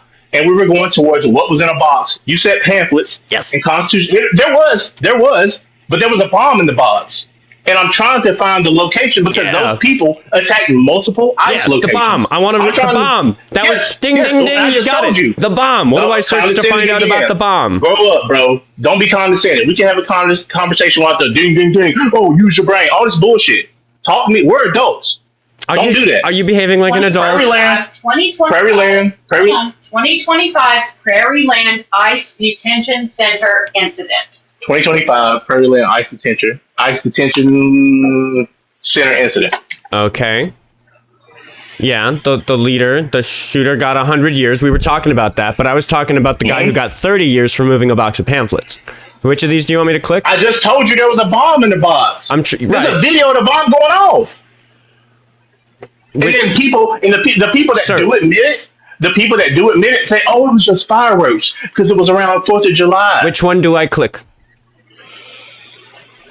Obviously, I'm gonna give you a left wing source because you're left. Dude, just the question is, which one do I click? It don't matter. You can click up the obviously you're not going to trust the top one because you think just because Trump's in power they're going to lie. So you can pick any of the lower ones, scroll down, find any left wing source, and they hide the information at like the bottom of the fucking paragraph, like at the bottom of the story. Houston Public Media. I mean, that sounds like it might be reputable. It's hard to find. It's hard to find because they attack multiple facilities. Houston Public Media. Do that one. Houston Public Media. Hello, other person on the line. Okay. Yeah, that's my wife. Okay, this assuming they're not lying. This is like an affiliate. Yeah, here we go. Assuming they're not lying. Can I finish my sentence? That's why I'm trying to give you left-wing news sources because you're not going to believe anything. You didn't even let me finish my sentence, dude. My sentence was assuming they're not lying. This is a PBS and NPR affiliate, which suggests to me that while left-leaning and left bias, probably not like spewing bullshit. And if there's a video, it's probably not like an AI video. I was going to say that this. Oh, here we go. I was just saying, okay, this looks fine. That's all I was trying to say, and you're being combative. Why are you being so combative? Yeah. No, he's saying that you. I'm just giving you back what you give to other people. Don't give me what I give other people. This whole time we've been talking, stop. Don't give me what I give other people. Give me what I give you, and I am being totally undeservedly patient with you. Anyway, sentencing comes 3 months after a weeks-long trial in which the prosecutors argued that the group was a North Texas Antifa cell. Okay, so is there a video here? What part of this article am I looking at? Do you want me to? I don't really feel like reading the whole thing. No, you read it. You want to read the whole thing? I'm gonna read whatever you want because every time I try to like give you something, you try to sidestep and you try to move to a different direction. Control F and I searched for bomb. I'm gonna try explosive. Obviously, they're not gonna call it a bomb because they're left wing. Device. All the left wing news sources said it was a firework. But the claim fireworks. Yeah, that's what they always say. Okay, wait, hold on. Yeah, right there. Look, yeah, okay, exactly. Dude, stop. Like, again, I'm trying to find it, and you're, like, just being combative and difficult. Like, I had to list a bunch of things to Control F and guess until you told me it was fireworks. You could have just told me that from the beginning. Okay, so let's see. That's the only time it's mentioned on the show. Song Hill, Evans, Batten, Morris, Ruta, Elizabeth Soto, and Ines Soto were convicted of rioting, providing material to support terrorists, and conspiracy to use and carry an explosive, and use and carry an explosive, the explosive being fireworks. Now, here's my immediate concern about this. It was in the box. Yes, here's my immediate concern about this. If this was like a bunch of M80s or something like that, I'd be like, yeah, listen, please let me finish my, we've looked at this together now. I have more questions. Can you listen with your ears and like engage in the conversation? My concern is that the way that they tend to charge these things, like if they had like the sort of fireworks that we often do see at ICE protests, things like bottle rockets and like sparklers and shit, like then that to me would make me feel like these charges were trumped up. But if it was something like a large number of M80s that really could be used to make a dangerous explosive device, that's very different. So when I'm done, which is I would like to know I would like to know a little bit more, because in a lot of places things like sparklers count as fireworks. So I just need more information. Is there more information here than just the explosive being fireworks? You do know that you could take those fireworks apart and make actual bombs that can take arms, legs, and limbs off. And I could look under your kitchen, and I could look. I'm good at chemistry. I could look under your. I know, and make make gas. Dude, stop. Okay, you're doing the thing where stop. This is justice. Both of you need to shut up. I need you to just no. You're gonna be disrespectful, bro. No, listen. You're just listen for a second. I'm trying to help my audience understand you. You keep doing this thing where you see where I'm going, so you cut me off right away, but there's hundreds of people. There's almost 1,000 people watching. A bunch of them don't know where I'm going. So when you step on my toes like that, nobody can fucking follow the conversation. I'm just trying to help people understand you. You have to let me finish my questions. Because what I was going to say is that I could look under your sink, and because I'm good at chemistry, I could say that there's the ingredients for making a bomb down there. You, I think, understood that that's where I was going. So you started responding to it before I made my point. We're just not going to get anywhere for the people watching if you just keep stepping on my dang toes. Can you fucking calm down, take a breath, and listen? Give it a beat. Think about the other people. Don't just think about me. There's 1,000 people watching. I want them to understand you. Okay, so can we go back to the conversation now with that little aside covered? Sure. Okay, thank you. Fireworks. It says being fireworks. It says that being fireworks. There's two things here. One is the concern I already brought up about what exactly they mean by fireworks. I would just like to know. The other thing is, we're talking about one person among, I forget how many, 10 or 15 of these people who were arrested in Texas, and one of them was just carrying a box of pamphlets. There's some people listed here. Are you telling me that one of these people is the person who was only moving a box of written materials? Or are you just assuming that that person was also moving these fireworks that I'm not sure it's fair to call a bomb or an explosive device? Because not all fireworks are explosive devices. Can I give you contextual information? Objective contextual That's what I want. That's what I'm asking for, please. All right. So these people got online and they planned, like, I'm not going to use this certain word I want to use, but I'm going to say that they planned an ambush on these people. So they were like, they sent a few people in to go in and make noise and like get like arrested for petty charges or whatever. And then they sent in a girl in a car to drive around to pretend like she was hurt. And then they had people go and set that box with constitutional. Who told you this? Oh my God, dude! I need a source for this. It's all out there. Then why are you having such a hard time showing it to me? All right, listen. We're having a disconnect because right wing people, they cover their right wing buddies. They cover it for them. Same thing on the left. They cover for them. I'm just trying to understand where you learned the things you just told me, so that we could look at that source together. I'm getting to it. Are you? He don't want to read that. Justice.gov. He don't want to read justice.gov because I'm trying to give him. I will read what it says on justice.gov and tell you if I think it's a good source. Right. Is that from the previous search result page? Yes, you had it pulled up. Right. Leader of Antifa cell members. And dude, look, this is the thing. We're not talking about the leader. We're talking about the guy who is moving the box of pamphlets. That's the claim. You're claiming That's what I'm getting. That is what I am getting to. Everybody else is in there. That's what I'm getting to. That was the plan to get the ICE people. Hold on. I have an idea. I have a cool idea. Can you listen to my idea? Go ahead. Okay, hold on. It says 7 other people were charged, right? Right? Correct. Yep. Okay, so we're gonna count out how many people. Like, does it say fireworks here? Are all of them accused of carrying fireworks? It says explosive every time. Like I said, the right wing people that are in power, they're gonna cover for their people. The left wing people in power, they're gonna cover for their people. Okay. So both sides are gonna like. Why are you not listening to my questions? I'm listening to you. I'm trying to understand if all. I'm trying to understand if all. I'll get the guest volume down. I know it's a little loud for people. I'm trying to understand if all 7 of those other people were charged with moving explosives, or if you are just making that up. Stop. No, I didn't say all of them were charged with moving explosives. There was 2 of them that were charged with it. Okay, that we're talking about the one who was only moving a box of written materials. You said it was a bomb. There was 2 of them. The one guy that got arrested, he was not there. He helped the person that planted that bomb. He made it for Dude, I'm trying so hard with you. I'm trying so hard. The 7 other people pled guilty to providing materials. Yeah, they got online and planned it out together. Okay, again, they pled guilty to providing materials. Did they plead guilty to providing explosives?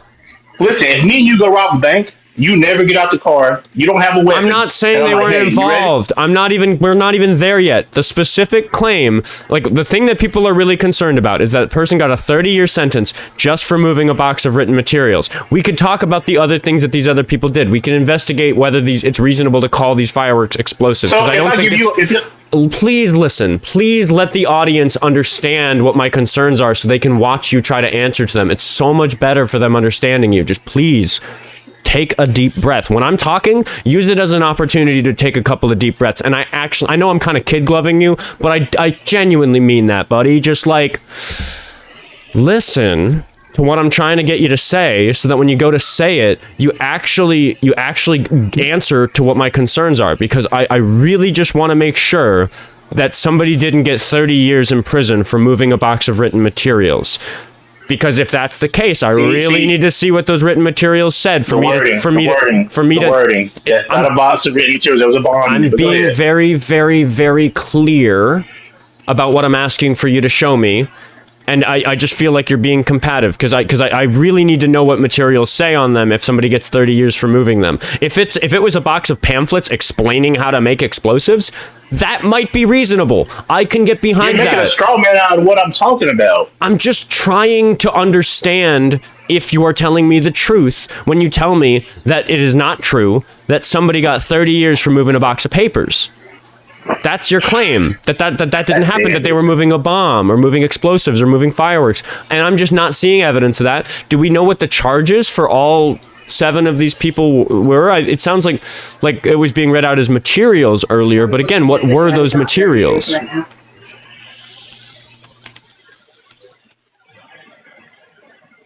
Okay. It says here on the website, on the DOJ site that you just sent me to. Oh, let me control F again. I lost it. There we go. Okay. Corruptly concealing a document to record by transporting a box containing numerous Antifa materials. So, and then that's this person. There's only one person convicted of this. Okay. And that's Estrada. So now I'm going to copy their name, control find, and then I'm going to search it, and we're going to see, okay, yeah, so there were other charges, conspiracy to conceal documents for Estrada.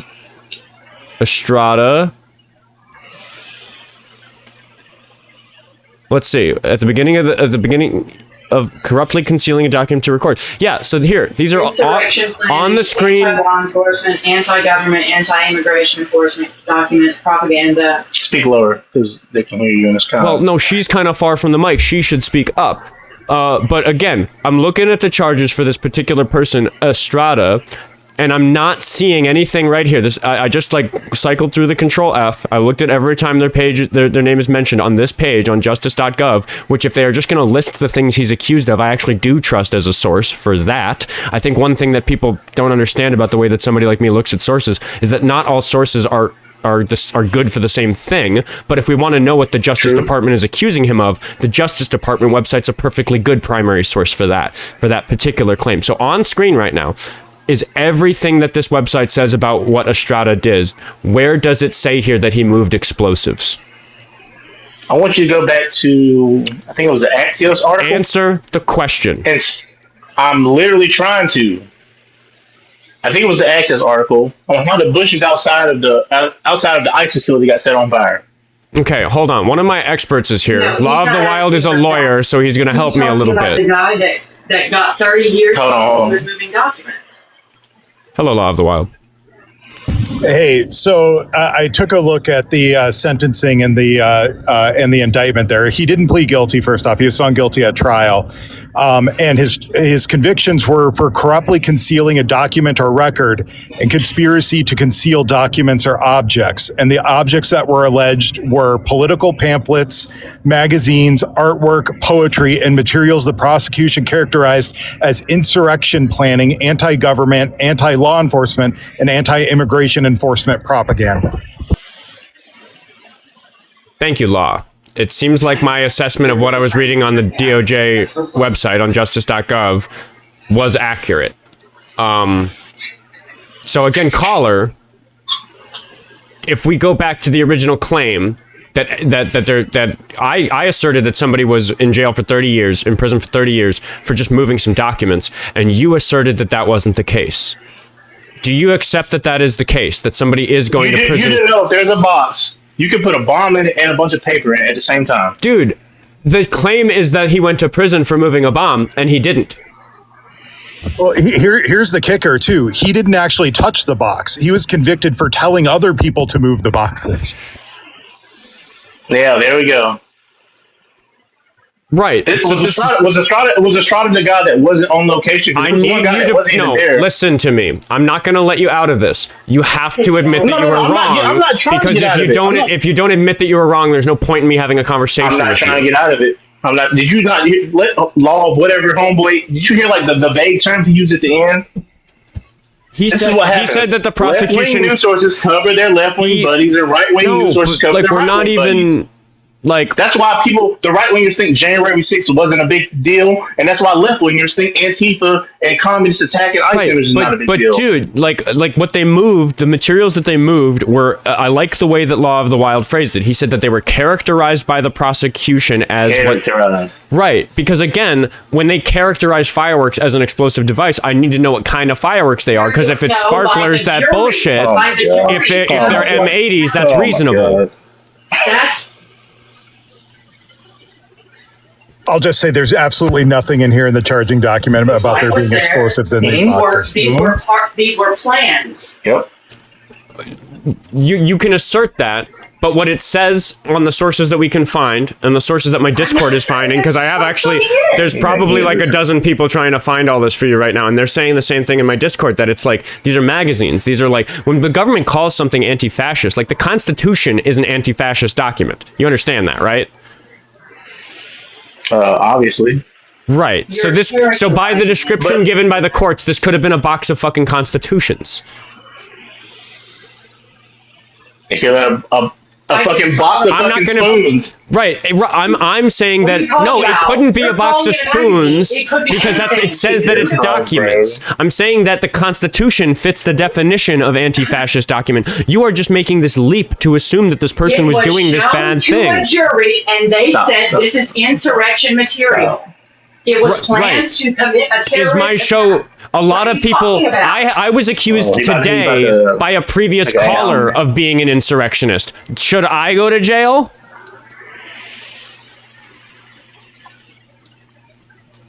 Like, anybody can say that somebody who doesn't like what the government's doing is being an insurrectionist or something like that. People 100%. say, yeah, somebody accused me of that earlier. Do you think that my show... Yeah, me too. I had FBI at my house before. I know. I'm not stupid. I'm asking you a question. Do you think that my show is anti-fascist enough for me to go to jail for 30 years for producing it and distributing it to people? No. Okay, so when a person goes to jail, said or what was in that box? I would love to know what the document said. I wish we had a copy of them to look at right now. That would be great. Do you? My bad. I was reading the comments. People saying stupid shit. Eyes up here, buddy. Here we go. More condescension. Go ahead. It's deserved condescension, dude. Like, I asked you a very direct question. I am admitting I don't know what these documents said. I'm exercising curiosity. I wish I knew what these documents said. I would love to look at them.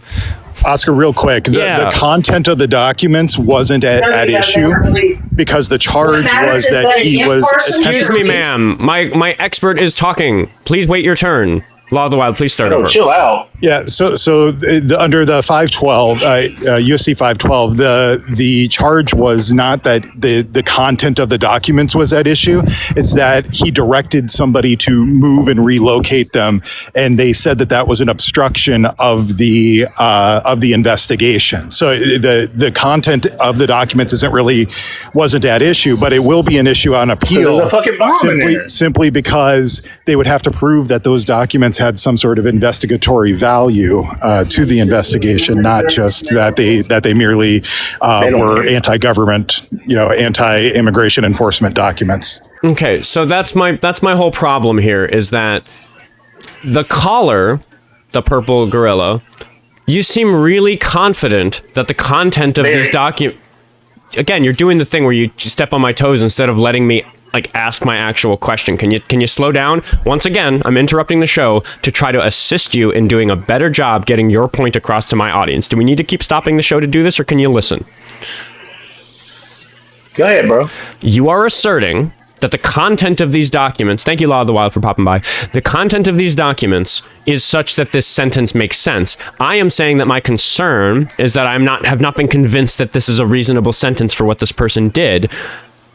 Why are you so sure that this person deserved 30 years for this box of documents when you yourself don't know what they actually were? I will say the sentencing is very high for what it was, but I do feel like those people should be locked up. You can't plan a fucking military-style ambush on ICE agents. No, that's not an answer to my question. You're just supposing somebody did that and saying that's bad. I'm asking, if you don't know what this person actually did, how are you sitting here confidently telling me and 1,000 other people that they deserve to be in prison for 30 years? They all deserve to be in prison. I'm not saying for 30 years to 100 years. But you don't know what he did. There is a video that has been circulating since 2025 when it happened. What are you talking about? Please show it to me. It's on egg. I can't fucking. Is it a video of? Right now. Is it a video of Estrada? And Law of the Wild is reminding us in the chat that there simply was no bomb. They have their faces covered. How do I know? Because we're talking about Estrada. We're talking about a human being. We're talking about a human being. Just came out and people started shooting at him. We're talking about a human being who's going to prison for 30 years. What did he do? Why should he? What did he do? Hold on. What he did, his wife told him to conceal evidence. She asked him to conceal evidence. Tampering with evidence is a felony carrying up to 20 years in prison. Okay, right. What was that evidence? That's what he did. It doesn't matter what was in the fucking box. Yes, it does. Because my whole evidence. I don't fucking care, dude. I don't care. If you don't fucking care, fucking shut up and let the person who does care talk. If you're gonna tell me that you don't care, I'm gonna ban you from speaking on my show and hit the disconnect button the moment I hear your fucking voice, because I'm not interested in talking to somebody who doesn't care about this. So shut up and let the person who called in talk. Seriously, this is my job. You're at my workplace. Get the fuck away from the microphone if you don't care. Is that clear? Is your job to podcast? Yeah, to try to handhold doofuses like you through a conversation so the audience understands you. Yes, you're a doofus. Robotics programmer. Okay, I'm a doofus. Congratulations, you know how to do a thing. You're the type of doofus who brings up your robotics prowess on a podcast about politics. Go repeat stuff off NPR and MSNBC. I didn't do that. I asked you very politely to provide a source, and we looked at your source. Like you're making these accusations of me, but I'm just not fucking interested in it if you can't engage with the fact that you're so sure that this person did something bad, when the entire concern right now is that the Department of Justice is being weaponized to overcharge people for bullshit, and I'm just trying to understand why you're so convinced that this person deserves to get 30 years. I'm partially agreeing with you that they're overcharging him. That's what you're missing that part. The problem you're getting stuck on is what was in a box. Like, you agree that they overcharged him. There's a video of this box blowing up and setting bushes on fire, and the ICE agents came out to put the fire out, and they started getting shot at. Show me that video. Let's watch it right now. What do you want me to do? Go pull TikTok and not TikTok, X, and try to find it from a year ago? Yes. What do I Google? Just look. Get on X and look up ICE attack fire shooting or something like that.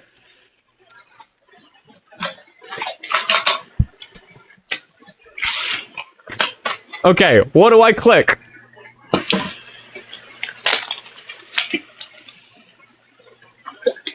Do you not have an X account? This is like a burner Chrome profile that I use for streaming. If I need to log in with Google, just pull up X. I searched with X.com in the search so that all of the search results are X. Well, click on any of them. They attack so many base ICE. Okay, are these shots fired? This is a story from the Hill about shots being fired in Phoenix. Is that I don't think that's the right source. We're talking about Texas. That's not even in Texas. Okay, not in Texas. Okay, hold on. I just want to be clear.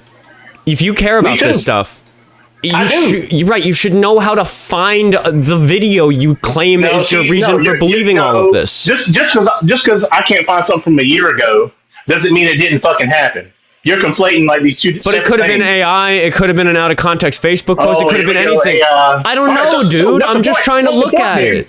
What's the point there if you're gonna think it's AI? I know how these. I haven't looked at it. If I show you. I don't know what it is. I'm trying to understand what it is so we can look at it together, but you're just not even letting me get there. Here. Here's what we're gonna do. You are gonna go find it. You're gonna teacup. You're gonna leave the app. You're gonna go find it. I'm gonna thank my donors. Can we do that? You take all the time you need. I'll talk to the chat for a little bit. You can if you swipe out of the app, you'll stay in the show, but you'll get muted, and there'll be a little teacup where your face is on the viewer, and that's fine. You go find it, and if you find the user that posted it and some of the text content that's in the post, I will be able to search Google and find it in the way that I just was. Let's look at this video together. Please go spend as much time as you need to find it. Are you willing to do that? I feel like if if I do this, you're just gonna move the goalpost? Because I've been through this debate. You just tell me there's a video. Can we just watch the video? There is. Dude, go it's been find a year. it. Go find it. It's been a year. Let's watch it. No, because I've done this before with people. Have you watched the video? Whether I'm dunking on right-wingers, I'm dunking on left-wingers, they always say, find the video. If I bring it up, that's AI. Me, though. That could have been edited. I'm me, though.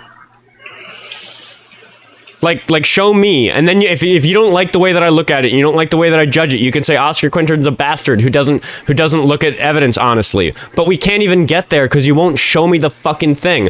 I am just gonna mute you and insist that you go find it because I'm not interested in proceeding with you if you don't. So I hope to see you teacup because you should go find it or use your friend's device or whatever you need to do. Just go find the dang thing.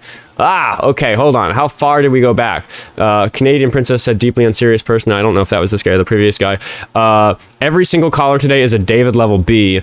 Plus, oh yeah, they spelled it out nicely. Thank you, Cordova. I appreciate the $2. Keep your Bill Stein sent $2 to say the wiki article is full of good links, as it often is. I actually skirted right past the Wikipedia article because so many people just like rage quit a conversation if I try to find something through Wikipedia, even though it's a great way to find primary sources because they're linked in there. Anyway, and then keep your Bill Stein said for $2 materials, fireworks, explosives, bomb. Yeah, they say materials, arrow, fireworks, arrow, explosives, arrow, bomb. Like I think that's like kind of the chain of reasoning here, but the materials are just pamphlets. Like I think that's what's going on. And then Bean sent me a membership. They become a member over on YouTube. They get to be in the members only stream, which is not happening tonight. No Sunday evening programming tonight. I'm busy. It'll happen another night this week. Wait for the announcement. Jackal sent $5 to say the caller still thinks there was a bomb in the box. There's no bomb in the box. And the guy got 30 years for a crime that has a max sentence of 20 years? ? Yeah, that's what we're trying to get to. But we're just not even able to get that far along in the conversation. Jazz sent $5 to say these conspiracy theorists are so eager to gargle the orange nards of Drumpf that they can't understand why being anti-fascist is considered terrorism. Yeah, I think just talking about the anti-fascist nature of the content. Kronos, regular donor, but he sent a big donation today. He sent $50 on YouTube Super Chat to say, I didn't realize it's Sunday already. I'm stuck at work for the afternoon shows tonight, so W them being postponed. I'm off to work, so you'll be in listening mode in 30. Have a great day. I'll probably miss the bites at the end of the stream, or the buys at the end of the stream. Thank you very much, Kronos. He's always donating throughout the stream, and it's incredible that he, like, even when he's not going to be able to be engaged, he still just like sends a big chunk so he can get it in. Because he's, he's like a sponsor to the show. He likes what we're doing. He likes making sure that it's successful. So that's pretty incredible. David sent another $5 on Venmo to say, this guy is so unlikable. He's making me want to disagree with him. Is he talking about the current guest? I don't know. I haven't read the donations in a little while. And Anthony sent $1 to say, new MAGA strategy, say both sides and then go back to MAGA talking points. Yeah, that sort of thing going on. Alex sent $10 on Buy Me a Coffee. That's the international option. If you want to just put a card number in there, that works. Alex sent $5 or $10 on Buy Me a Coffee to say, love how MAGA won't elect a woman because of their feelings, but wifey was calm and guy was losing his shit. Yeah, she was a little calmer than he was, but she told me she didn't care, so I told her to fuck right off because he and I were busy having a conversation about something. She can come back in if she's actually got something substantive to say other than I don't care when I point out that she's not making good sense. But if that's your answer, if that's going to be your point, I just don't care. Like, you got to be able to stand by that. Like, there are certain times when people bring me evidence and I go, oh, that's a non-issue. I don't care. The reason I don't care is because I don't think it's unethical that happened. So I don't care is a reasonable stance on that particular thing. But I'll sit there and defend it. I'm not just folding my arms and saying that I won't engage with it, which is a shitty thing to do. Anyway, back to the show because the Purple Gorilla is unteacupped. So hopefully he will tell me what to search to find this video. I have sent you an invite to unmute your mic, so hopefully you can tell me what to search to find this video that you said was hosted on x.com. Now he's teacupped again. Is he still looking? He's putting it in the chat. I can't even copy and paste the chat, dude. Just tell me get on the mic and tell me what to search. And I also, in terms of the show being better, again, like one of the things I try to do is make sure that my audience can understand your perspective better. Just telling me what to search to find it makes it easier for other people to follow along at home. Because there's people who listen to this on YouTube and can't even see the chat, or if it's on the screen, like they can't copy and paste it, which I can't right now. Like, just tell me, like, do I need to type in the fucking watch code? Unbelievable. I've sent you the invite to unmute. Did he run? Oh, okay. Well, he ran, but we have to figure this out. So I am actually just I'm gonna do the annoying thing of typing 8AMYQ. Wait. Capital Q. I don't think case matters, but maybe it does for YouTube. P9 PF9S. And I don't need to go any farther than that. I just need to go to any YouTube watch page and replace the watch code with that jumble of letters. See, this is why I was asking for him to do it a specific way. So we get to a watch page. No, the video isn't available anymore. Did I get it wrong? 8AMYQ, capital Q. Oh, I did have a typo. I typed Q again instead of W. See how much of a waste of airtime this is? It's very annoying. The mods put them back in. Would have been better to just tell me the title so everybody else could follow along at home. It still says not available? I must not be doing it right. It didn't fix the typo. Oh, it didn't fix the typo. You're right. Thank you, Raven. Why is my keyboard not working? Oh, what's going on? That wasn't you? What is going on here?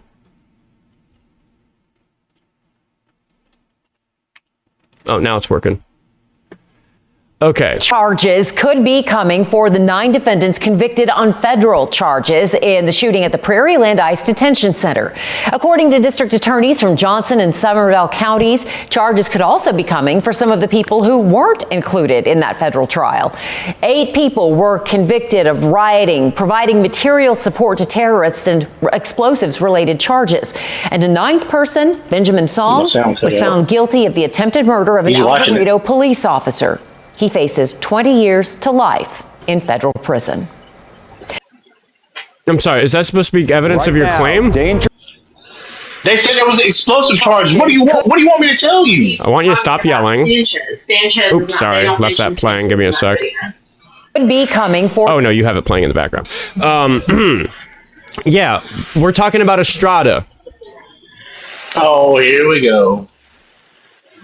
Yeah. That's the whole thing. Listen, I wasn't there. I don't know which person put the box there, but there was a box with a bomb in it. That's the point. I don't know who specifically did it. No, you're just being slippery about what the claim we're actually addressing is. God, dude. Yeah, we spent all this time on my show trying to assess if this Estrada person deserved to go to prison for 30 years, and that video didn't mention them. Is this specifically about Estrada, or is it about a bomb being planted by a bush that's starting a fire to get the ICE agents to come out so they can shoot at them? Pick one. We'll go with it. It's been Estrada the whole time. It's been the guy who moved the box of pamphlets. Okay. The box of pamphlets had a fucking bomb in it. According to whom? Oh my God. What is this? Do you want me like a time travel machine, and then you fly back in time and go watch and see who fucking put the bomb next to the building? Were you there? No, but there's. Then how did you become convinced of this?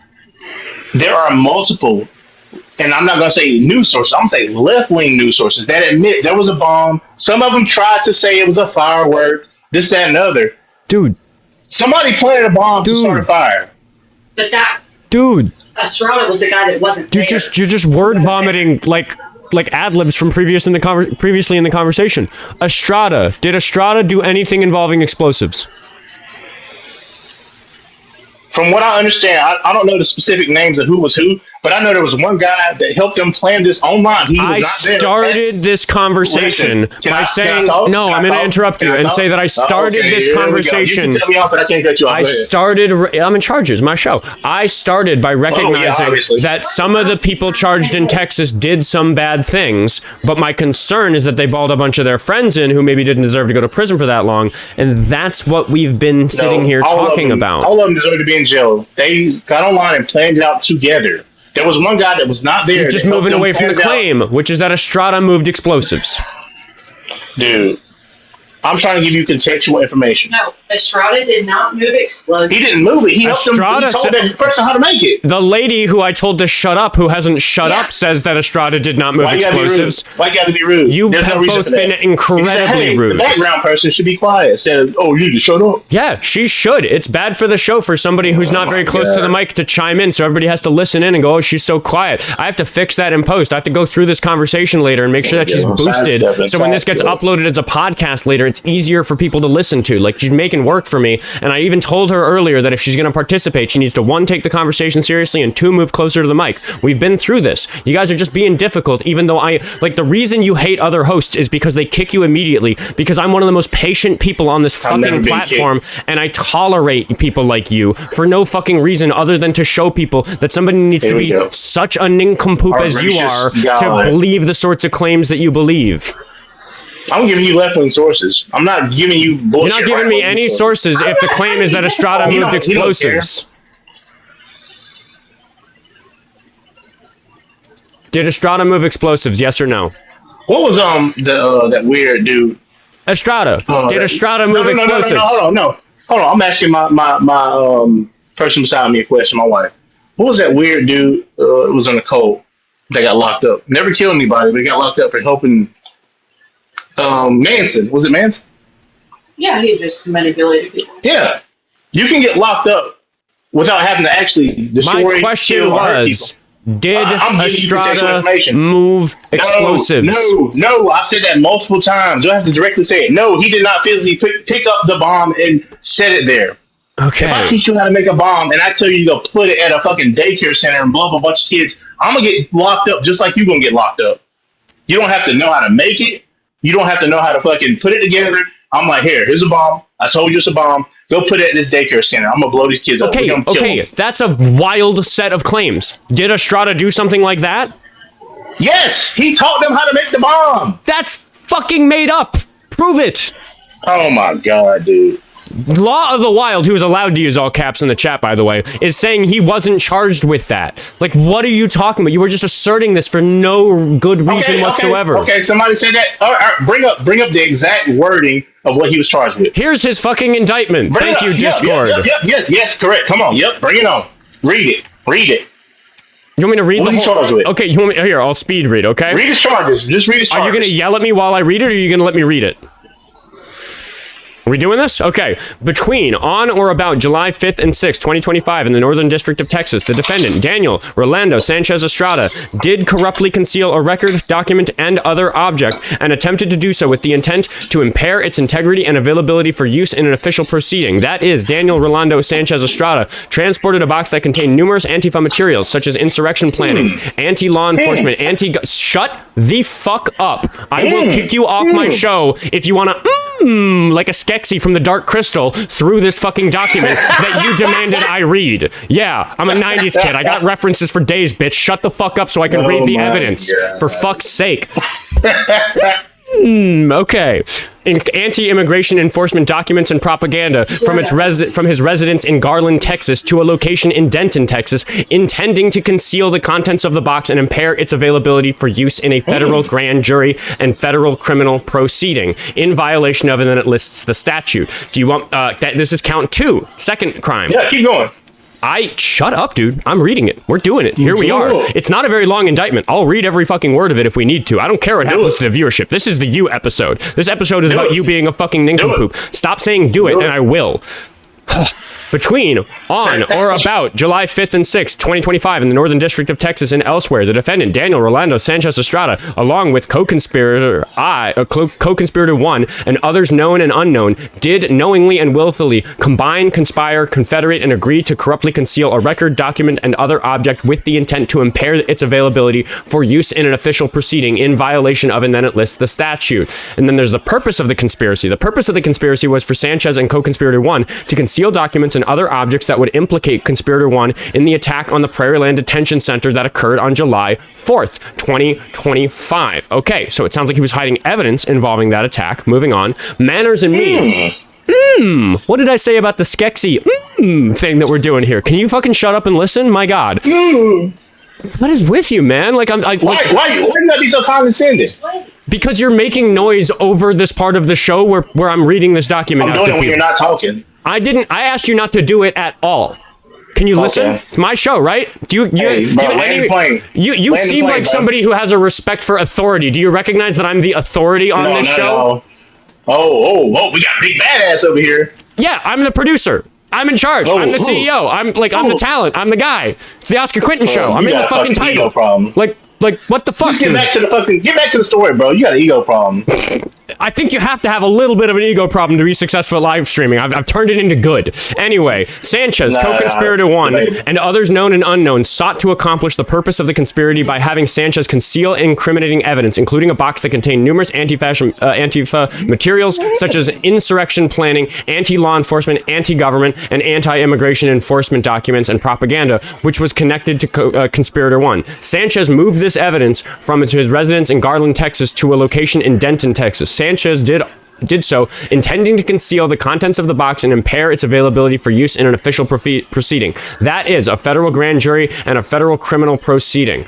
In furtherance, this is overt acts. In furtherance of the conspiracy and to effect its purpose on or about July 6, 2025, the Northern District of Texas and elsewhere, Sanchez took the box of Antifa materials and materials described above from his residence in Garland, Texas, and moved it to an apartment in Denton, Texas, all in violation of, then it lists the statute, and then there's the signatures here. Okay.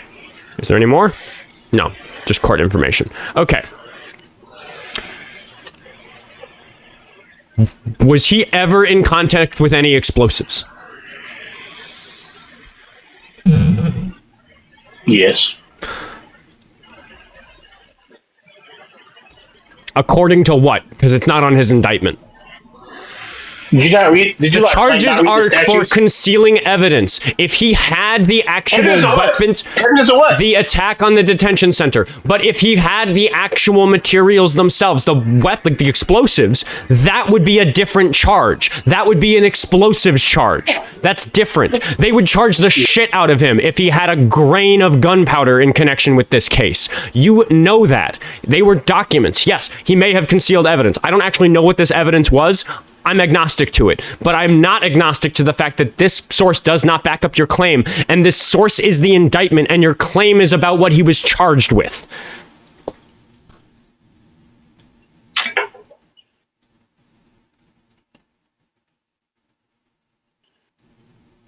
You still there?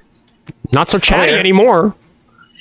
No, I was like, I muted myself and I was telling my wife how not even fucking paying attention to what I'm... Yeah. I am. Say it on the air, dude. Like, you're not fucking paying attention to the show. No, every time I try to say shit on the air, you tell me to shut up. Anything else before I move on? Keep or kick, chat. No more. I'm gonna kick. Slop. Boom. Whatever. Oh. You sound so dejected. How am I dejected? I'm just trying to, like, let you read through that. Now you can look at the chat. I've been looking at the chat. Yeah, I know. Don't do that on the show. It makes it hard. Like, you're having a hard time following the conversation because you're looking at the chat instead of talking to me, and it makes you perform poorly. And we spend all this time talking in circles because you don't really know what I'm talking about. But now is the time for you to look at the chat. And because you've been doing that the whole time, and because of other things you're doing, chat wants you gone. So goodbye. All right. Holy fucking shit. Tara. Oh, wait, no. I think David was next. Venmos came in. David, thank you. Purple Gorilla saw a sparkler shower my 8-year-old lights and cries bomb. Yeah, again, we just never really got to the root of what, like, any of this because he just couldn't engage with it. Tara sent $2 to say fireworks are explosives, but not all explosives are fireworks is probably what she was going to say.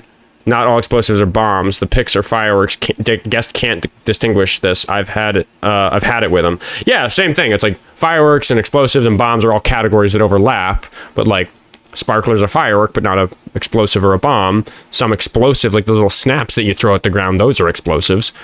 I wouldn't call them a bomb. You know, like we just have to know what we're fucking talking about when we say words, but people don't like doing that on my show. Amanda sent $20 to say first time donor. This is for the Dark Crystal mention. Love your show. Keep it up. Thank you. I gotta go watch that movie. That movie's a banger. Weird puppet movie from the 90s. 80s? 90s? I don't know. I had a VHS of it in that bucket of VHS tapes my family had when I was a kid. So that one's real burned into the childhood.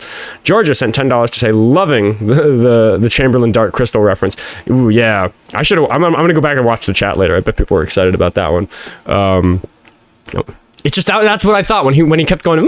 I'm like, this dude sounds like a fucking sketchy. Go watch the Dark Crystal. It's fantastic. Lucky Phil sent $2 to say collar makes an orange cat look smart. Yeah. Orange cat's got more brain cells than him. Thanks for the donations, everybody. And then over on, probably got some on YouTube Super Chat, but I have the stupid indictment open instead of that. Jazz sent $2 to say, even the feds didn't say the box had a bomb at Dingus. Yeah, it was one of those ones where, like, I think he was just, like, super caught dead to rights in terms of being wrong about that particular thing and just couldn't get past it at all. We're going to talk to Danny after I remind everybody the link tree is in the bio if you want to support the show by following me on the other platforms, all that stuff. We are approaching 100,000 Instagram followers. That's very, very exciting for me. Let's see what it is right now. We currently are at 97.2 thousand, so should hopefully creep over 100,000 sometimes this week. I think I'm going to buy a bottle of champagne to pop when it happens, because that's kind of exciting for me. Gotta celebrate the little milestones along the way during this fucking crazy whirlwind of my life becoming about doing this. Whew. Thanks, everybody. Venmo, Cash App, Buy Me a Coffee, or Patreon. We're going to talk to Danny. We're going to see if Danny is a serious caller or what. Looks like a real account, even though they never changed the username or the picture. Got the follower counts to suggest to me they're not a troll. How old are you? Would you rather be a liberal cis or a new libertarian phalangist? Oh, look at that. I was wrong. They are a troll. Togaball 2.0 hopefully isn't that guy, because that guy's been on the show a lot today. Hello, how old are you? 24. You a Trump supporter? Yeah. Why is that? I kind of wanted to go around to the topic you were talking about before. If that's okay. Which one? Cherry bombs. I mean, I just was saying that, like, I don't think it's fair to just, like, go from firework all the way to bomb, which I think is maybe a little bit of what was going on here. We didn't really get to the bottom of it because it was impossible to talk to that guy. I don't know what types of explosive they were talking about. So cherry bombs, right? I didn't mention cherry bombs once today. You just brought them up. I brought up some other examples. Okay, I thought you did. I mentioned M80s earlier, which are like poppers. You said like poppers. Yeah. Cherry bombs are bigger than a popper. I'm talking, when I said poppers, I was talking about those little snaps that come wrapped up in paper and you throw them at the ground with the little... Those are practically harmless. I agree, but I think that they technically meet the definition of explosive. So I was just bringing that up as an example of saying that if somebody had a bunch of that and then somebody said that they had a bomb, I'd say that that'd probably be unfair. But I don't know actually what specific claims we're talking about it. All right. And I just don't know what that was leaning into. Someone got sent a box of firework poppers. The only thing that we were able to find is so here my producer just said that it did seem to show mortar style fireworks in the pic, which are kind of explosives. Yeah, so possibly. I was just saying that I don't trust the federal government to charge somebody fairly. Like, if somebody got charged by this government for having a bomb, I would like to know what it was, because I would worry that they very dishonestly called something like those harmless types of fireworks, well, I wouldn't say harmless, but those like much less dangerous types of fireworks, as a bomb. I just want to know the facts of the case. That's all I was saying. I don't know what the facts of this one are. I understand that, but so let's say they were cherry bombs. Okay.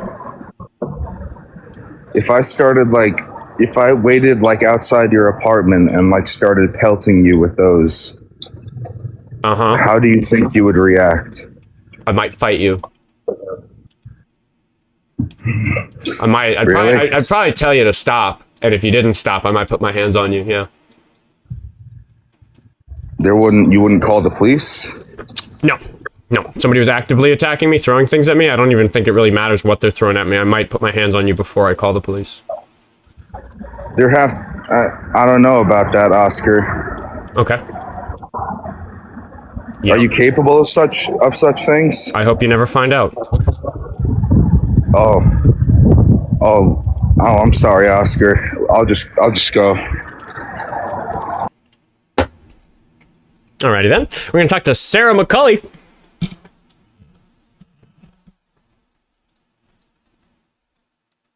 Hello, how old are you? I don't think they meant to join. That was a weird one. Oh man, let's get double tapping away on the screen to get some new callers in here on TikTok because the queue is empty. So, do we have anybody upset in the chat? Oh yeah, we got Macros. He thinks I ain't doing nothing. Get back in the queue. Get in the queue. Talk to me about it.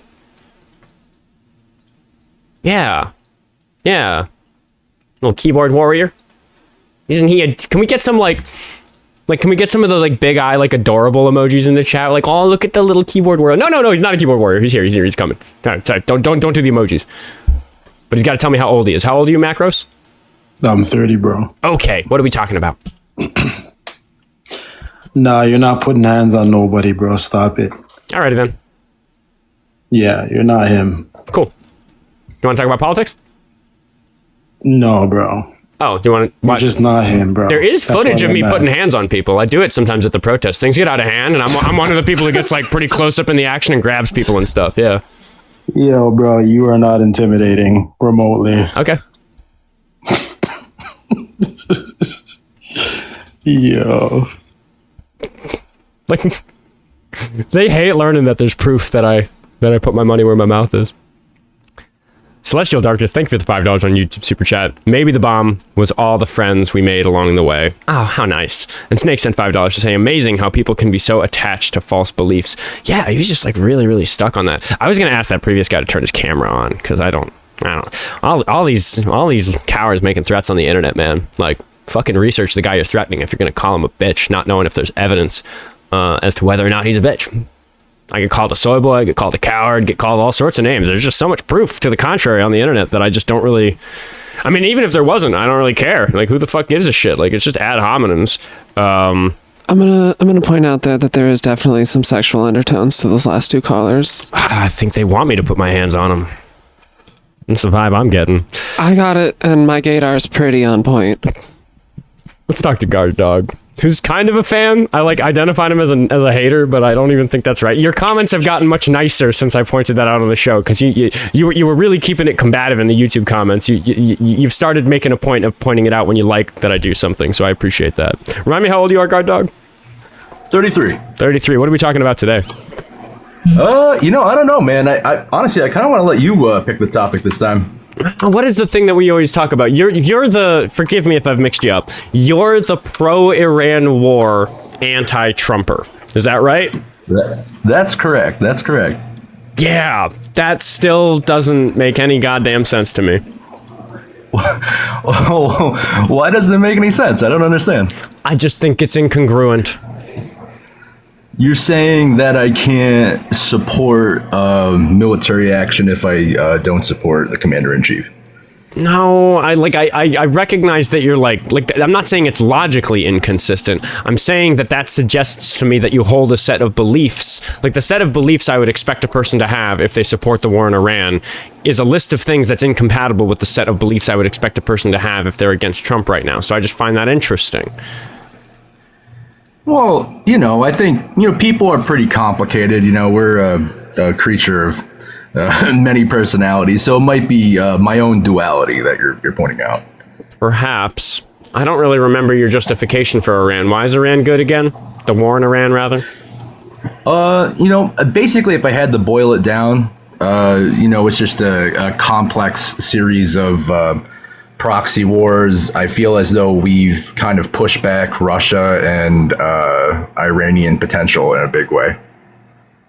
Yeah, I mean, that's always the win when we bomb people, right? We usually bomb something we don't want them to have. You can point to that in any military conflict. Yeah, well, I mean, in an ideal world, we could start bombing. We could start a bombing campaign of North Korea and make the same argument.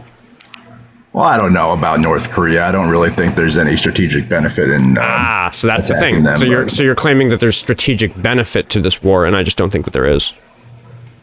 Well, I think it is. It's a battleground. It's a place that nations from across the world go to participate in proxy conflicts. So it gets very messy. Yeah, but like, I mean, it looks like the 300 billion thing isn't happening, but that's like Trump's attempt at getting us out of it. So it sounds like we're stuck in this war now, and by the time we're out of it, the outcome is going to be really bad, because it looks like in order to negotiate our way out of it, we're going to need to give them a lot of money or something to make up for all this shit we destroyed. So I just think that, like, even if you're going to tell me that it's going to be better after, it's like, how do you see a path to that when Trump is doing such a terrible job negotiating for a good outcome to the war?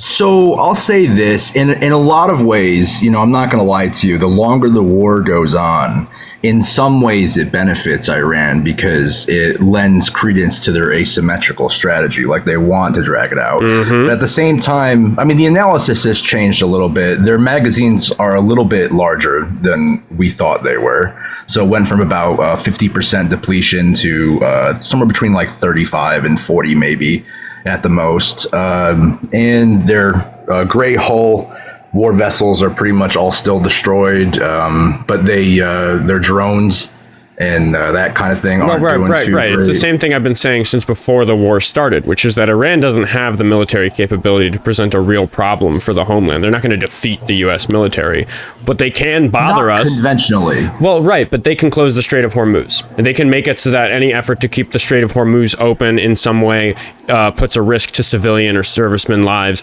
and that's a problem for the government, and they're not going to want to do that, which is why it's such a big, PRL for Trump that they've lost servicemen in this conflict, if they want to keep calling it a conflict. So again, it's just I appreciate you admitting that, like, the more it drags on, the better it is for Iran, because it shows that they're capable of making a conflict like this drag on, which is what Ukraine has shown Russia. All of us thought that Russia was going to overwhelm Ukraine quickly, but they didn't, and that's embarrassing for Russia. That hurts their world standing, and now they're in a war of attrition where they're losing young people and equipment at a rate that's not sustainable. And I mean, for us, it's like kind of sustainable because, we're not losing people very fast, and we can keep spending money on armament, but like, that's not good for the taxpayer. And there's all this cost along the way. Like, it's just not good to bomb buildings. It's better to diplomatic solutions are just always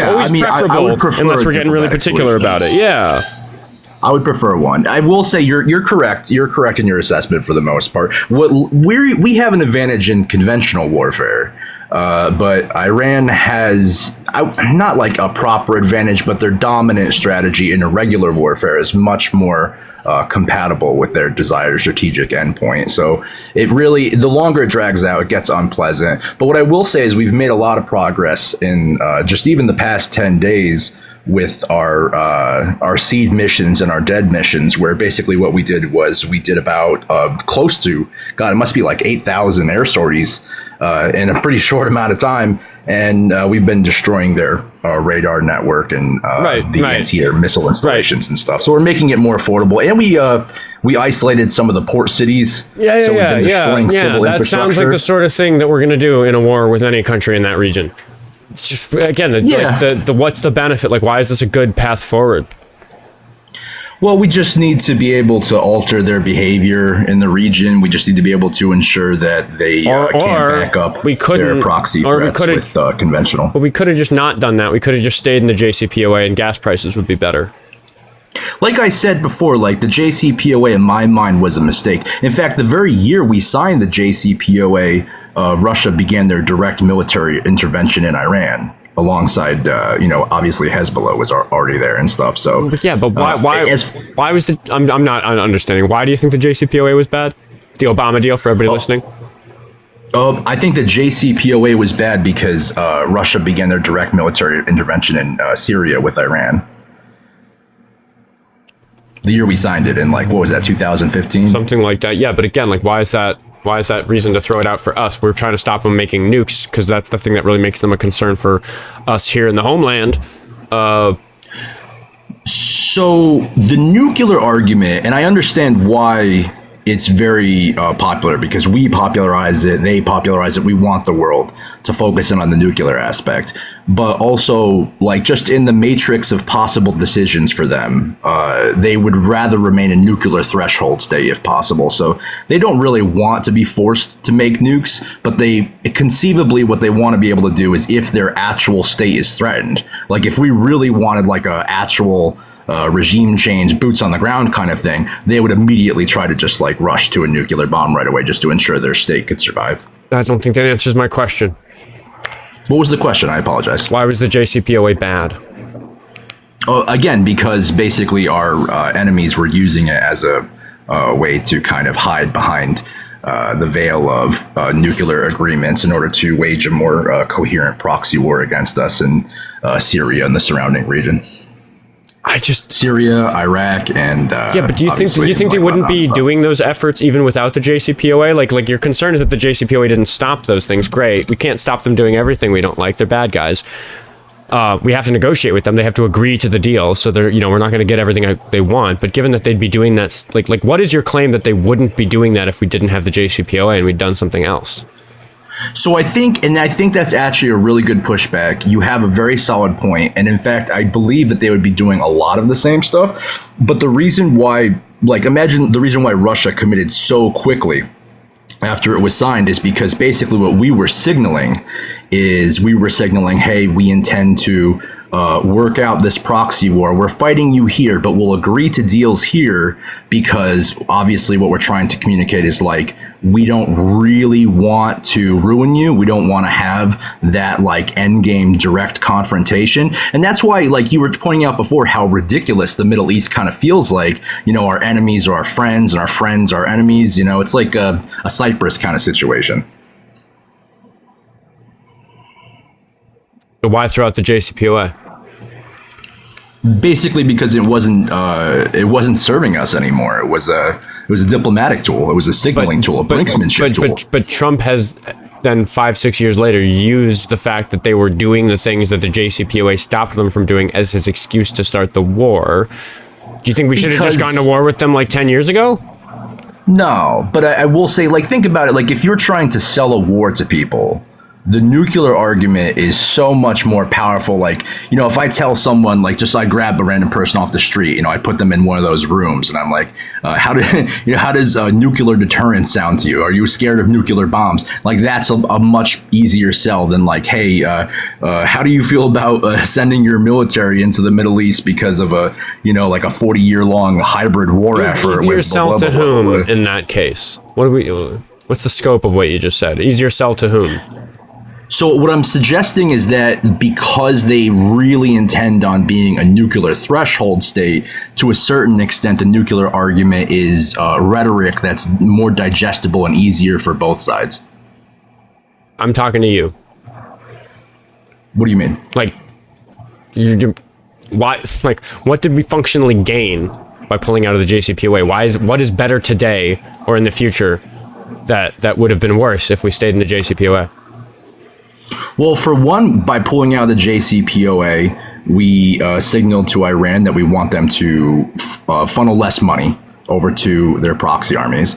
And two, we also signaled to Russia, we said, hey, you might have think before we're not going to intervene as much as we are in that part of the region, but we're going to go, much harder now, which we ended up doing. I mean, by 2023, 2024, the Syrian conflict was basically wrapping up. And in fact, some of the final volleys there are a huge part of the reason why this conflict ended up breaking out. And I could, almost accept your pushback if we had done a military strike that really whipped them into shape and made them afraid to engage with us. That's not what's happening. They've got the Strait of Hormuz by the nutsack and it's fucking up the global economy. Why is that better? Well, I think that's a reasonable pushback. You could say there's definitely damage to the global economy. You could definitely say, if you're a regular person and you look at gas prices, for instance, you could say oh, well, this is definitely worse for me. I'm just a regular guy, back at home. This is bad, right? Well, no, that's an oversimplification of my pushback, because I'm not talking about some guy standing at the pump and going, oh, it's too expensive to fill my F-150. I said that he's fucking up the global gas market, which is really bad for the global economy. That's bigger. It's not just about what gas prices cost people at the pump. It's about the inflation rate and what happens to the inflation rate when global fuel prices go up.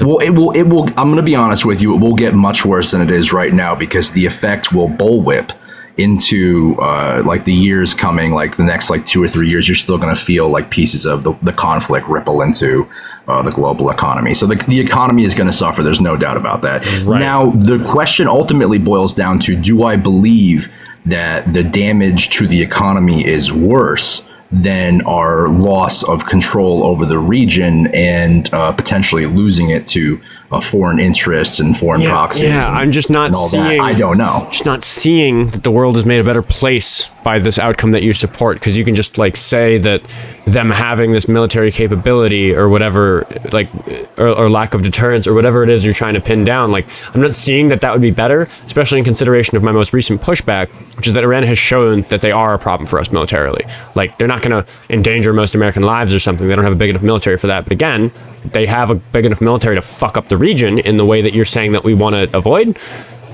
I'm just not following, dude. They're dangerous. They're definitely dangerous. With those new statistics I gave you in regards to their magazine capacity, they do have the capacity for saturation attacks. They've proved that. They've killed 2 more of our soldiers quite recently. So they're definitely not a benign state. You know, I mean, there's a lot of people out there who would oversimplify it and say like, oh, like we just outclass them. And we do in conventional aspects, but they are extraordinarily dangerous in irregular warfare. So I don't want to downplay that at all. And you're right. It's not a great conflict. And obviously I wish it would have come to a close a bit sooner. But, you know, I think we're taking our time with it. We want to be able to piece apart some of the infrastructure now, but we're very careful because we don't want to cut off the supply chains to the cities so completely that the cities start to suffer. So we're very slowly kind of seeing like how much damage we have to do to get the result we want.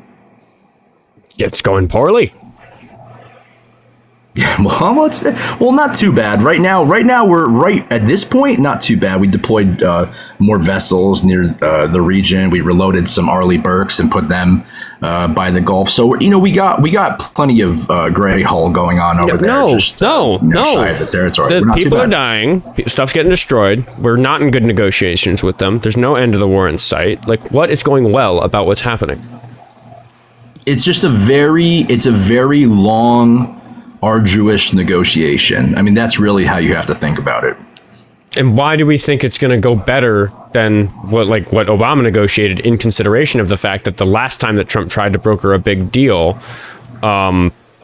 we were going to give him $300 billion to rebuild all this stuff. So it looks to me like if we come to a deal with them, we're going to be the fucking losers in this thing. So like, what are you talking about?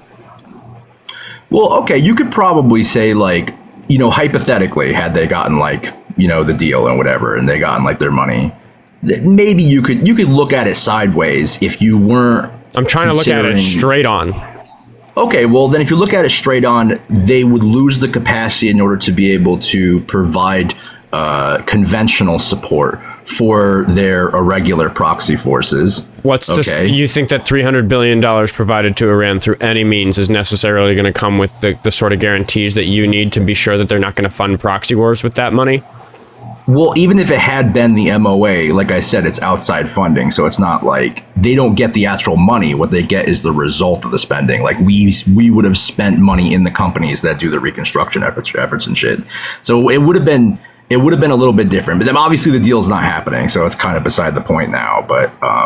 But yeah, the reduction. But I'm just not understanding how you think that any such deal that gets met is going to be somehow better than what happened previously. I'm going to read a couple donations while you think about it, because I just go for it. Sam said for $5 on YouTube super chat. Thanks for another great show, dude. The crystal reference was base. Best contact for business inquiries. I sent an Instagram DM. There is a business inquiries email. I do read the Instagram inbox, but. I don't always reply so perfectly. I'm getting a little bit overwhelmed. But there is a business inquiries email in the link tree in the bio next to all the pay links and socials and stuff. It's at the bottom, I'm pretty sure. And Jazz sent $5 to say fertilizer is also affected. We are going to see widespread famine because of the strait being closed alongside the global heat wave that we're seeing. From Jazz's mouth, not mine. I'm not aware about how much fertilizer goes through the strait, but that is concerning. I definitely just heard you spark one up, dude. Like, are you just getting toasty and yapping about Iran? Like, what's going on? No, my bad, homie. That's tobacco. That's tobacco, dude. Okay. My bad. Because that would explain it. Frankly. Yeah. No, I'm not, brother. But I'm sorry. What was the previous question? My bad, dude. Here. Perhaps I'm the one who's lost. Chat, be honest.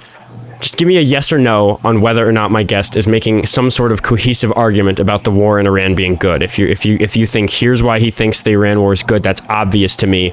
Please say yes in the chat. Because I really am sitting here trying to understand. We saw that with the previous caller, sitting here patiently trying to understand.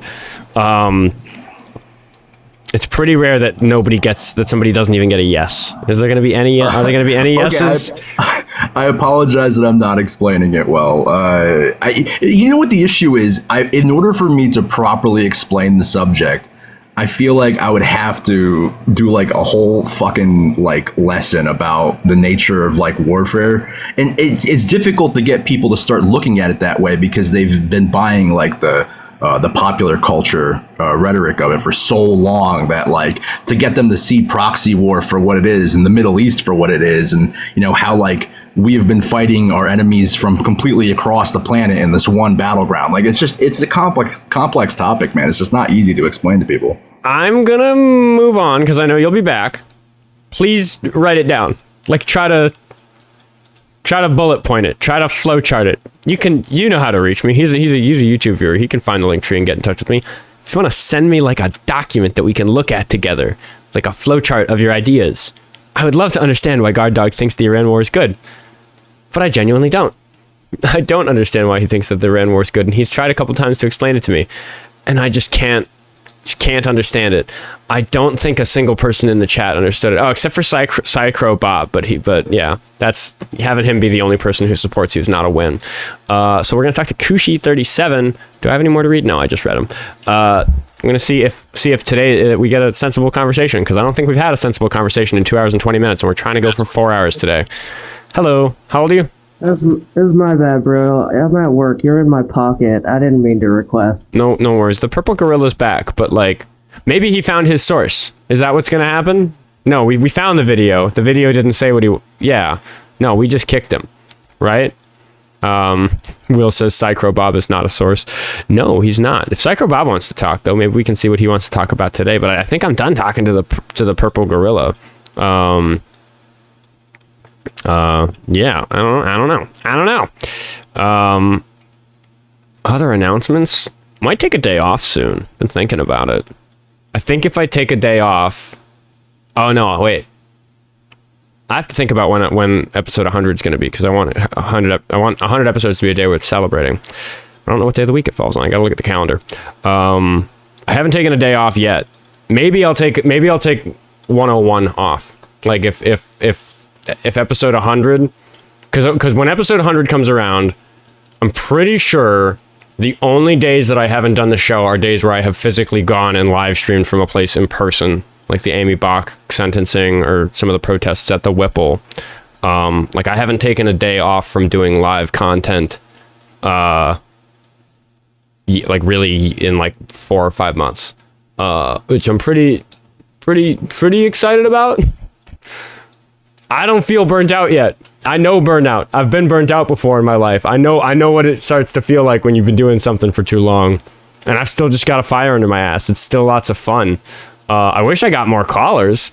Jazz sent $5 to say, we also wouldn't be against Iran if we didn't overthrow their democratically elected government in the 50s, because BP wanted their oil real bad. Yeah.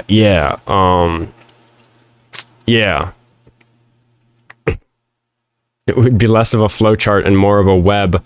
Yeah. I just want to see the orange yarn, you know? I'm not tracking it all. But yeah, Guard Dog is not MAGA. He's just... I don't know. He's been nicer in my YouTube comments since I initially called him a hater. But I don't know. All right, let's start pestering. Does it actually show me how many likes there are? Does it give me the exact number? Oh yeah, here it is, 129K. Let's open this up bigger. Yeah, maybe I should have this version of the thing open. That's nice. 129,000 likes. There's 500 people watching, and we don't have a caller. So everybody fill up the little bar thing. You tap it, like how many likes is it? Like 100 or something? It fills up the little, where is it? It's up here, right? Fill up the little thingy dingy. Fill it up twice. Because if we get like, 150,000 likes in a hurry, we should get more viewers. How many viewers do we have? See, I just feel privileged that I'm sitting here like upset that the show only has 500 viewers. That was a good day, like a couple of weeks ago. Just got here from Adam Cray.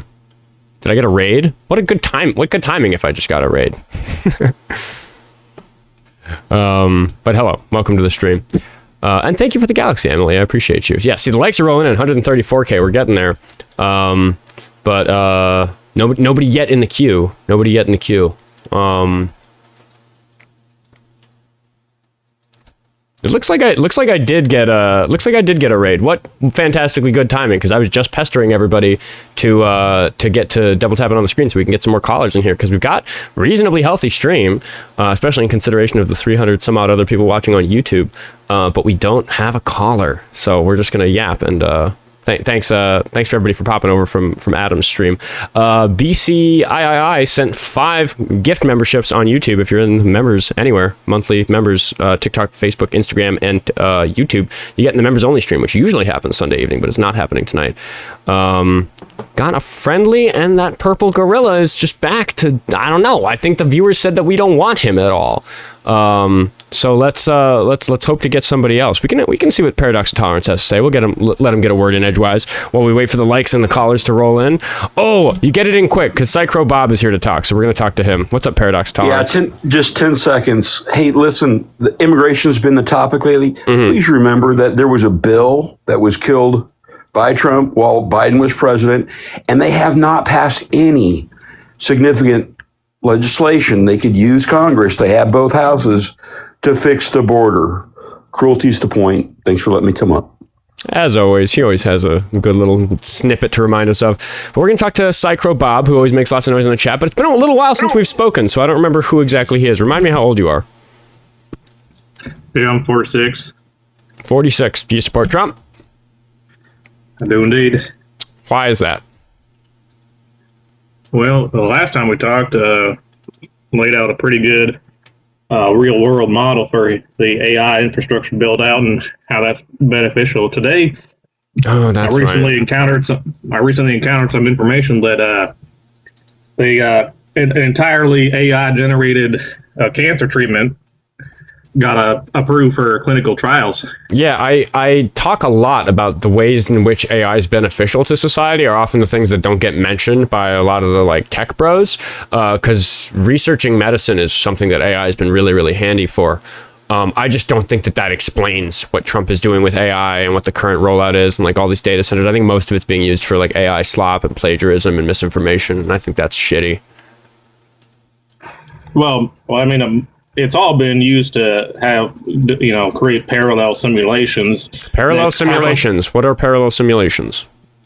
Well, you got to train these models like AlphaFold 2, AlphaFold 3. Yeah. The one with that you got to train these models. Yes, and I understand that data centers are needed to train AI models, and it's resource intensive. I'm saying most of those resources are being trained and used for things that I don't think are beneficial to society. I think we could get by with fewer data centers being made if we stopped all this wasteful compute time on plagiarized art and misinformation and slop and bots posting memes and shit like that. Like, I think that's taking up a big percentage of it, and I think that's bad. Most of the slop isn't currently resource intensive training the models. Most of those models, language learning models, everything that's already been mapped out. People are using it. Well, no, but they're always working. Yeah, but are you going to suggest that OpenAI isn't expending an enormous amount of resources to train the next version of ChatGPT? Like, I understand that once ChatGPT, a version of it exists, it becomes monolithic and far less resource intensive to use. It is still somewhat resource intensive, but it's the training that's more intensive. But they're constantly doing training around the clock to build models that big to make the next version of it. Yeah, and that's going to be massively beneficial too. I mean, the better we get at this stuff, the implications aren't just for the creation of memery slop. The impacts of society are going to be vast. You keep saying that.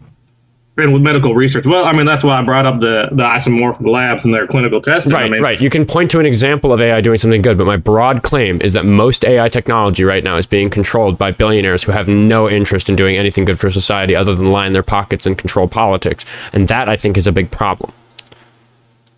Well, that would be a big problem, but it goes right back to the national defense imperative that even if they are doing that, we still have to have the massive compute pool to be able to transfer to cyber warfare readiness, right? Yes, we got a lot of resources that are allocated towards training models, but should the time come where we come head to head in a cyber warfare against another hyperscale superpower like China, we would need to be able to rapidly transition our compute resources to fight that war. Right, but that's not what's going on in the world of AI in terms of the amount of compute resources being used. I'm sure the government's doing some really cool, sneaky shit with AI underground somewhere, because you're right. We need to be able to fight cyber war with China. We need to like win that arms race. But that's just not what we're talking about when we're talking about billionaires having control of the market.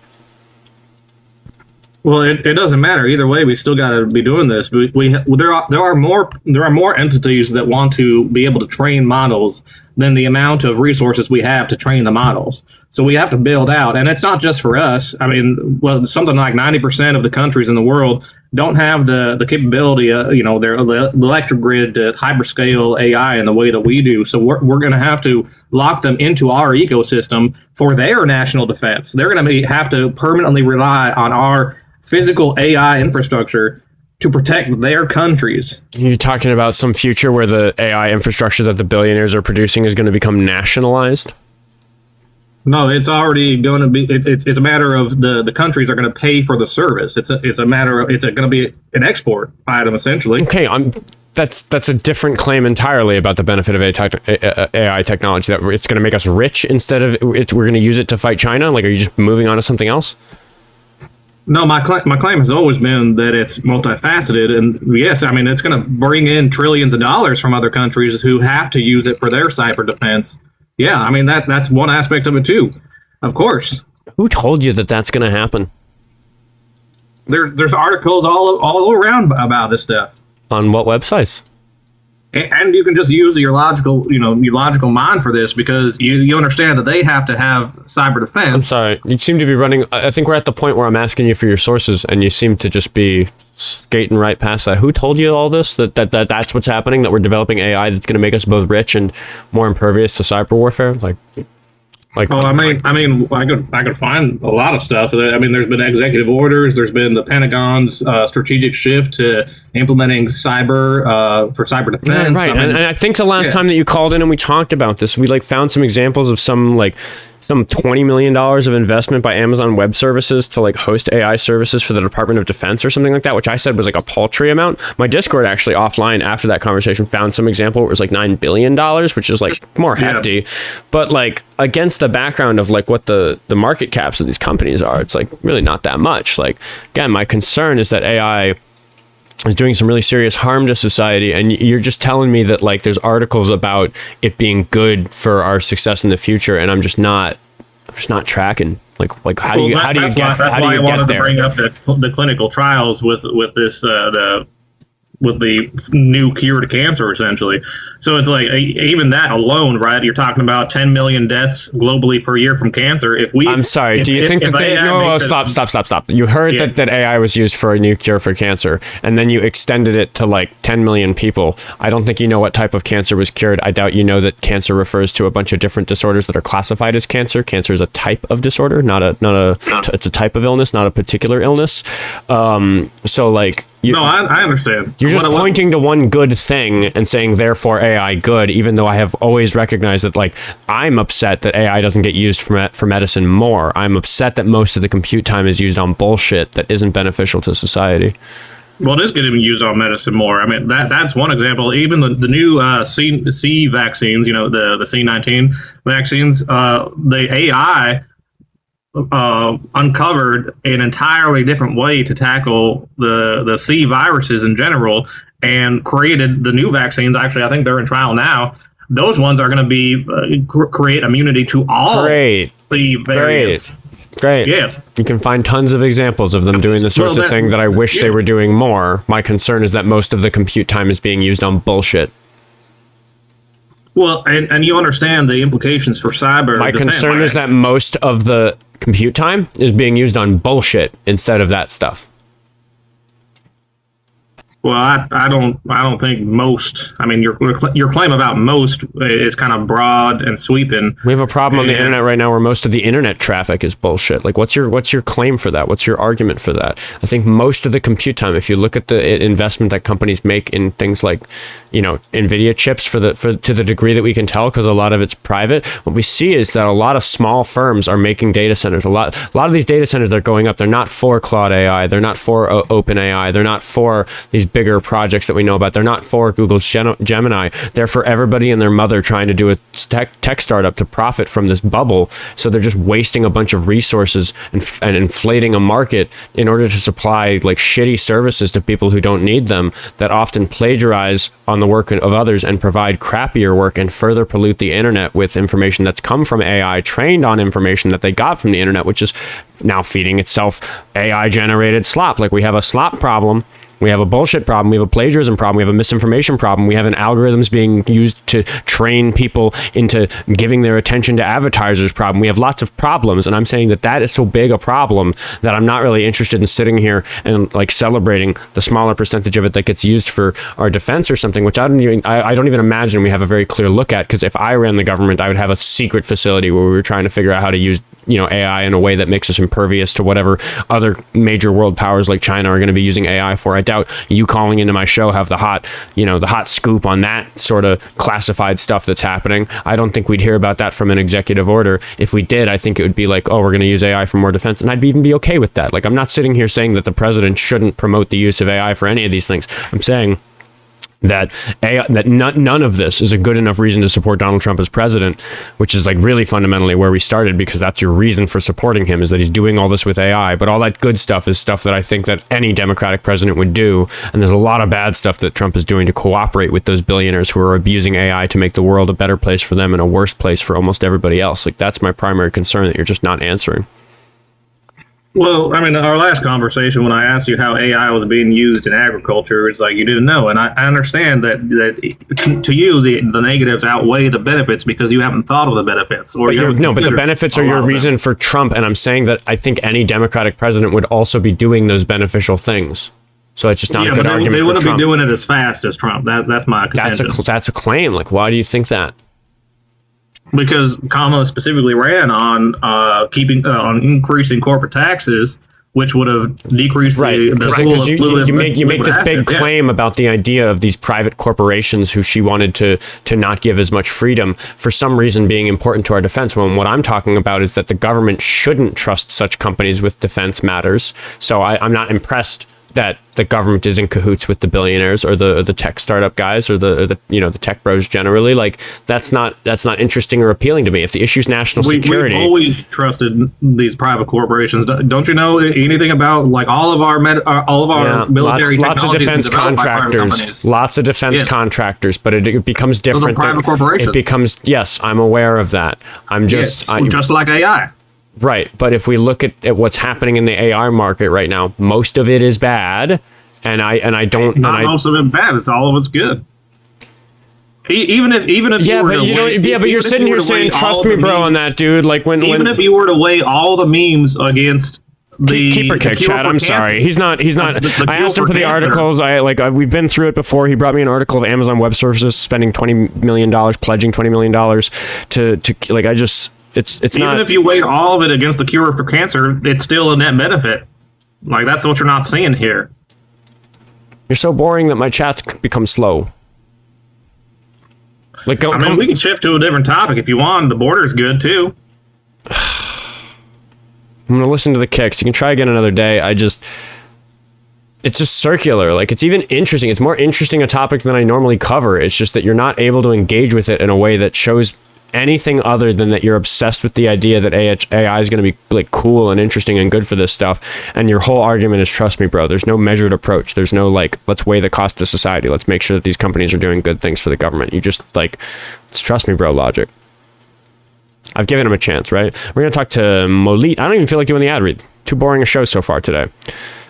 Thank you, Vicky, for the few bucks on Venmo. $2. So glad I found you. Your show has so much more There's so much more to hear rather than just Trump going in the dressing room of women. It's time to start debating for the midterms. Everyone knows Trump's a rapist.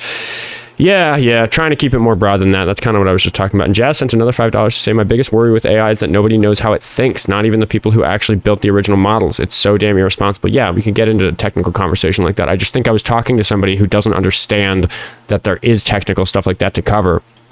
And I don't think that there's anything that's going to get him out of the Dunning-Kruger effect that he's in, where he thinks that he understands AI technology comprehensively enough to discuss that stuff. Anyway, Malik, how old are you? Yes. Hey, sorry, I'm 23. I just wanted to, I agree with everything you said. I just wanted to touch on something that the last guest was saying real quick.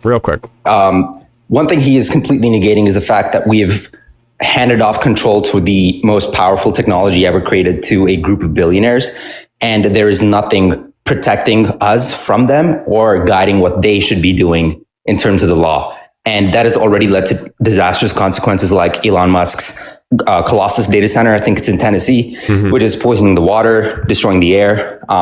When Donald Trump came out with a directive to review, quote unquote, review new AI models, it got shut down within the span of less than 6 hours because his billionaire donors didn't want any oversight.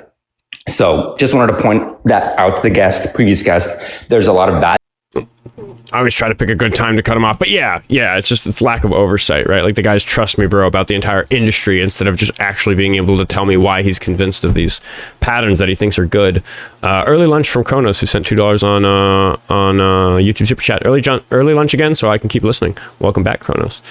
We're going to talk to Edward Hansen, and hopefully he's just a Trump supporter, just somebody who's thinks what's happening is good, or somebody who we can convince to vote blue in the midterm, something like that. Hello, how old are you? 58 from Pennsylvania. Okay. Harris. Hey, I just a quick question. I want to Trump supporter or Harris supporter? I voted Harris. Okay, real quick question. I'll answer after I kick you. Is there a study out that all the 80% of political violence is committed by the right? There are some studies that show that the political violence is a greater trend on the right. The reason I don't stick to particular percentages is just because you have to define what political violence is. And there's some stuff that's obviously political violence, like assassinating people. There's things that are even more obviously political violence, or not more obviously, is less obviously still, but still very obviously, like shoving somebody or something like that for their political beliefs is, that's assault, that's political violence. But we just tend to see a lot of people ball a bunch of stuff in with political violence, like driving the car that somebody committed some political violence after stepping out of, unless they intended to do it, it's hard to prove intent. So I'm a little wary of the percentages, because just where do we draw the line?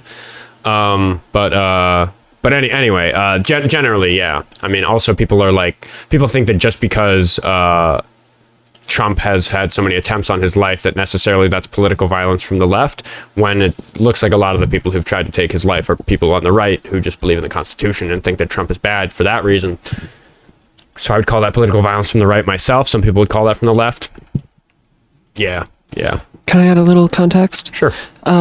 So one of the common talking points around this subject has been that a Republican-led study did a study on ideology-based violence, and they separated it into mostly three categories, which was left-wing, right-wing, and then Islam, because they had a statistically significant amount of instances. That makes sense. But the pie graph showed that the right wing was roughly 50% of it, I want to say, give or take. Mm-hmm. Islam was about 30, and then left wing was about 20. I'm totally guessing here on these percentages, but the important part was that shortly after one of the attempts on Trump, they took that study off of their official government website because it didn't fit the narrative they were trying to push. Okay. Yeah. We don't need to be precise on the percentages to see that sort of trend exists. And Jesse, the other employee, sent $2 to say, what's up with the evening show? I woke up late. No evening show tonight. No evening programming. I have a thing I couldn't get out of. I'll text you about it, Jesse. Nothing interesting. But we'll do it a different night this week. We're going to talk to Ian DeVere after I pop in and make sure I don't have any other issues to read. Is he going to connect? Are we going to get a debate? I'd love to have a proper debate. How old are you? I'm 32. You support Trump? No, I don't support Trump, but I had a question. I mostly just because you're a little close to your mic, it's coming in a little bit hot. I'm not really looking for friendlies. I'm trying to power through and get a longer debate stream today. So if you could please be a Trump supporter if you get in the queue. And what's his face? Purple Gorilla is still just sitting in that queue. He just wants to come back, but he kind of got voted off the stream for the day. People weren't about it. Yeah, we're having kind of a weak stream. I almost feel like doing a stream restart on TikTok. I almost feel like that's like... Can we try calling Luna the Husky out of chat? They've been popping off. Oh, yeah? Communism does not work. Socialism does not work. Yeah, I mean, I'm not like too hardcore a communist or a socialist, so that doesn't really seem directed at me. What else did they say? They've been popping off a lot in chat. We're responding to people and stuff. Let's see. I don't see him. Must have been farther back. It must have been, but I did see a lot of people were adding them. They were arguing with Puff Puff. I'm trying to see like what. Talking about Obama. Ugh, I don't know. Maybe they'll get in the chat. We're going to talk to Gregory. See what Gregory has to say. How old are you? Teacup, got to get back in the app. Come back. Can't hear you unless the app's open. You're muted. Hello. I'm back. Hey, how old are you? 37. You Trump supporter? Yes and no. Okay. Would you prefer that Kamala Harris had become president instead of him? Hell no. Okay, that makes you a Trump supporter in my book. Why is the answer to that question hell no? All right, don't force me into a certain direction, but they're both trash. But like I said before, Trump is a part of a different faction that hasn't had power since the 60s. We talked before. You know who I am. Do I? There's like, it's like 5 different... All right, well, it don't matter. Okay, it don't matter. Let's move past it. Are you the guy from earlier today? It don't matter. Let's move past it. No, I don't want Kamala Harris to be president. Okay. Trump sucks too, but I'd rather the government fight each other than fight us. What? How does that not make sense? I just didn't hear you. I said he's a part of a different power faction. Right. I'd rather them fight each other than fight us. Yeah, this is like, you wanted to move past the whole like ancient power faction. I think that there is like a power faction that's that old that's wanted to overthrow American politics. I think that they've succeeded and they chose him as the representative when he came to power on his own in 2016. I think he ran as a joke. And then when he got power, that's why we saw so much more resistance. That's why we saw people like J.D. Vance who were like, fuck this guy, he's a loser. He's like Hitler or whatever. And then the global power structure that represents these wealthy elite assholes was like, no, we can use Trump to do Project 2025. And then that's why J.D. Vance went back on his word. That's why all these people who work for it's Purple Gorilla. Yes, sir. Yeah, yes, sir. That's what I thought. See, motherfucker, so you're getting the nail on the head. I agree with everything you just said. Dude. So what? Like, why are you back on my show? Why are you being so disrespectful? The audience voted you out. I said you could come back a different day and try again. Like, why are you being disrespectful? How am I being disrespectful? I disagree with you on everything. It doesn't sound like we disagree about this power thing. I just don't think that's an important part of the conversation, and we're just trying to convince people that Trump is shitty and shouldn't be president. Yeah, chat's calling for a permaban. Oh, here we go. Dude, you're no longer welcome back chamber. A different day. Your echo chamber. You can call me an echo chamber, but like I give people like you such an opportunity to like prove that you're willing to behave nicely, but like just like participate in the show in a way that's meaningful. But like you're gonna come back in after I've told you that you can get more airtime a different day, and you're gonna waste time on my show even further, and like kind of a bummer. I was looking forward to a good show today, but I wasted too much time talking to trolls like you, and I consider you a troll for coming back on a different account and fucking with me. Here's Cantbot back. Let's get him banned. How does it feel to lose, Oscar? You chew on rocks. Nigger, nigger, nigger. He'll hit. Right? Like, who's winning at life? Me or that guy, right? That's all it is, right? Like, these people have no respect for the platform. They have no respect for the discourse. They have no respect for women. They have no respect for children. They have no respect for minorities. Sometimes they are minorities, which I find rather confusing. But anyway, I'm going to keep doing it. We're going to talk to wubby.kg, who I think I've spoken to before, but I can't recall. I can never recall. You guys all know that. Hello. How old are you? Oskar Quentin is a pedophile. Yeah, so we're going to restart. which I saw people calling for in the chat. See you guys in a sec. They know what to do.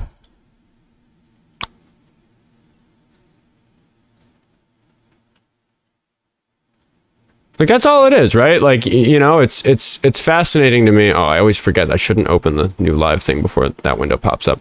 There we go. You know, like, wish we knew, I wish I understood the psychology of those sorts of people better. Like, why is it you spend your day like going like and trying to deplatform and fuck with people like me? Because like, it doesn't make you look better. Like, is that all you have? You recognize that me speaking is dangerous for your perspective? Like, that's that W host, right? Like, come and get me. You think it's gonna be a win to deplatform you by saying the N-word on my show? Like, what a goober. All right, let's get the backup account back in the box. And I'll say this time, for everybody coming back in who wants the last hour of the show, to be good, get double tapping on that screen. Let's get back to. Let's see if we can get like a normal show where I actually get to talk to people. MAGA's not big on consent. Yeah, they're not. Link tree in the bio if you want to support the show. Venmo, Cash App, buy me a coffee or Patreon. See, I don't even feel like advertising the show. It's just like, today's not a good show. It's a good show when people call in and are reasonable. I just spent a lot of time being patient with that asshole for no reason at all, because his beliefs are... It's just another classic case of him believing what he believes, and he's just going to watch a video where some of the words relating to what he was talking about gets used, and he's going to assert that means he was right. And we watched it, and I said, yeah, it didn't say in this video that you were right. And he like got mad at me and wanted to call back in, and it's just... He was rude the whole time. Like, that's the best we've got on this particular Sunday. Got to get that phone number working. I want to talk, but I respect if you don't want to. I know you're not running. Ian? Which one was Ian? He was in, right? What was it? I don't know. See, we need to pay a whole person just to keep track of who's who on the episodes, because people just keep on coming back on the same account, and I just never bother remembering what the usernames are.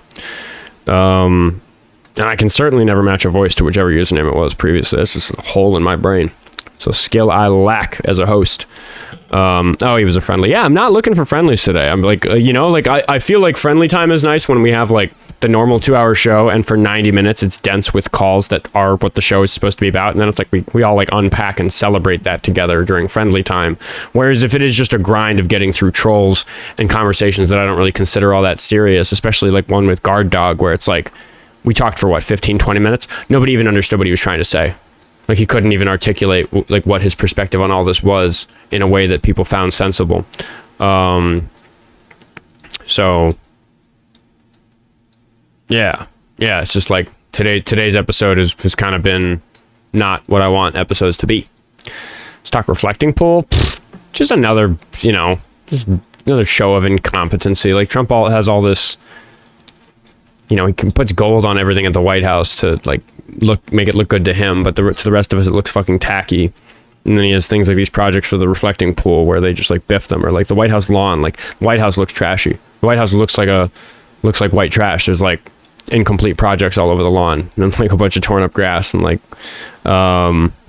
it's just more embarrassment. I mean, I will say, like, the thing that I think is politically important is the fact that they've gotten so sensitive about the optics of the reflecting pool that they're arresting people for like reaching into the water and stealing one of the paint chips that are falling off. Like, if that is so offensive to the supreme leader that he's like locking people up, like, that's just a demonstration of the state of things in America. It's like you get arrested for touching the water at the reflecting pool. You know, is that reasonable? I don't think so. I don't think that is reasonable. Wonder if we have like actual like you know, proper friends watching. Maybe we just do like invite some of the buddies up. I don't know. Other hosts, I mean to say. We can cross-pollinate a little bit. It's one of the reasons I like hopping over to like some of my friends' streams when they're struggling for a call. Is like if I just hop in, like some of my followers will come in, and that might be some fresh callers cause plenty of my followers are opposition. So if I hop on somebody else's stream, sometimes they start getting callers that I'm used to seeing. Cars on jack stands. That's the kind of vibe I was going for, Christine, in the chat. You got what I was talking about. But yeah, I don't want to just sit here and talk to nobody. Maybe we end at 1. Let's see. Chat is having fun at least. Isn't it funny how MAGA always spews scare tactics and misinformation with no research on the topic? What is the Francis? Kevin said that. I don't quite get it. What the Francis? The what? Oh, as in what the fuck. Gotcha. Mr. Bluefish, are you going to save today's show? Or are we going to have one meaningful conversation by my determination? YouTube's winning, by the way. More YouTube viewers than TikTok viewers at the moment. Hello. How old are you? 27. You a Trump supporter? I am not. I saw the queue was empty and had a quick question. Quick question. Hypothetically, if we lose November, what happens? I think I go to jail. That's kind of what I'd like. That's a little like extreme, but I really do think that like if the Republicans maintain control of the legislative branch, there's a bunch of shit in Project 2025 that they're really going to start executing on. And I think that we're going to start getting to a chapter where it's like dangerous to be a leader in any kind of resistance movement, whether that's just a protest organizer or somebody who observes ICE. We're already seeing people get arrested for that. We're already seeing Trump go after the FCC licenses of companies that platform political opposition in the form of talk show hosts. And, you know, like we're not seeing people like me get gone after yet, but I worry about it. I worry about the leftists. You know, they want some more extreme solutions than I do. And I worry about those people getting locked up for their beliefs. I think it keeps getting worse. I think that if the Republicans win, they'll start like funding DHS in a really scary way. I think that we'll start seeing more immigration and customs enforcement. I think we'll see more operations like Operation Metro Surge in other places. I worry about all that stuff. That's what I think happens if the Republicans win the midterms. Amber, all caps and slurring in the chat, but if you want to not slur, you can hit the request button and come talk to me about why you think that liberals are all that slur. Yeah, come talk about it. It's just bots, right? Like we're not here talking to anybody anymore. Bro, who are you talking to me? I'm me. I'm Oskar Quentin. Says so on the show. Says so on the thing. If you agree with the regime, then you're an enemy of the state. They're flat out lying. They're flat out saying it. Yeah, I mean, it's just getting so transparent, like all these grifts and schemes and efforts to, you know, investigate reporters at the New York Times and stuff like that. But like, nobody's willing to talk about it anymore. Thank you. You're way smarter than a lot of other streamers. I appreciate this. I just try to like engage intellectually. Like a lot of the streamers that use lower brow approaches, I think still have their place. Like there's certain streamers who I think are doing good work where like they don't have so careful and technical and academic an approach, but to some degree people aren't always going to be interested in a show like that. So maybe if they're interested in a lower brow show, there's still some benefit in that. So, you know, I try not to hate, try not to worry about it too much.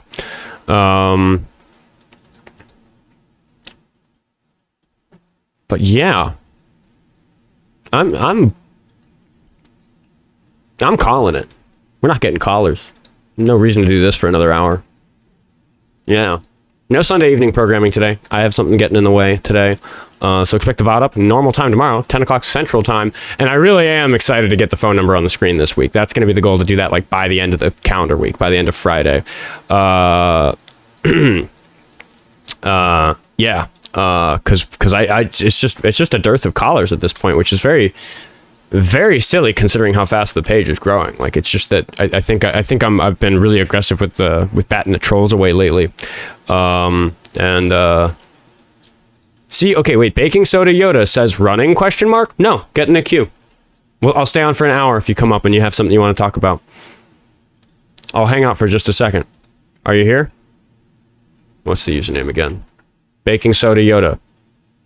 Can I invite him? Yeah, there. Not running at all. Let's talk. Are you running?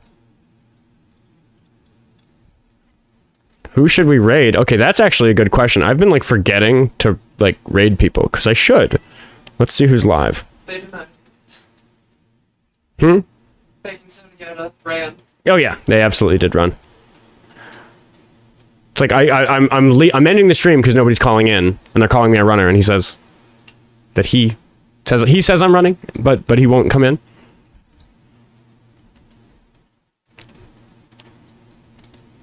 Just raid Parker. Yeah, who else is long? Yeah, just raid Parker. Just tell him I said hi. Parker gave me a shout out yesterday, so I appreciate that. Tell Parker Oscar says hi. But that's the show for today. Maybe we'll get some callers tomorrow. Hopefully we'll get some callers after the fact. If you're watching this, go find Parker Sedgwick. You can put his last name on there now. I didn't know that was his last name. I'll see you guys tomorrow, 10 o'clock Central Time, every day. Not tonight, no Sunday evening programming. Follow me everywhere. We'll get the phone set up this week. We'll start taking some other callers. Goodbye, everybody. Goodbye, TikTok, and goodbye, YouTube.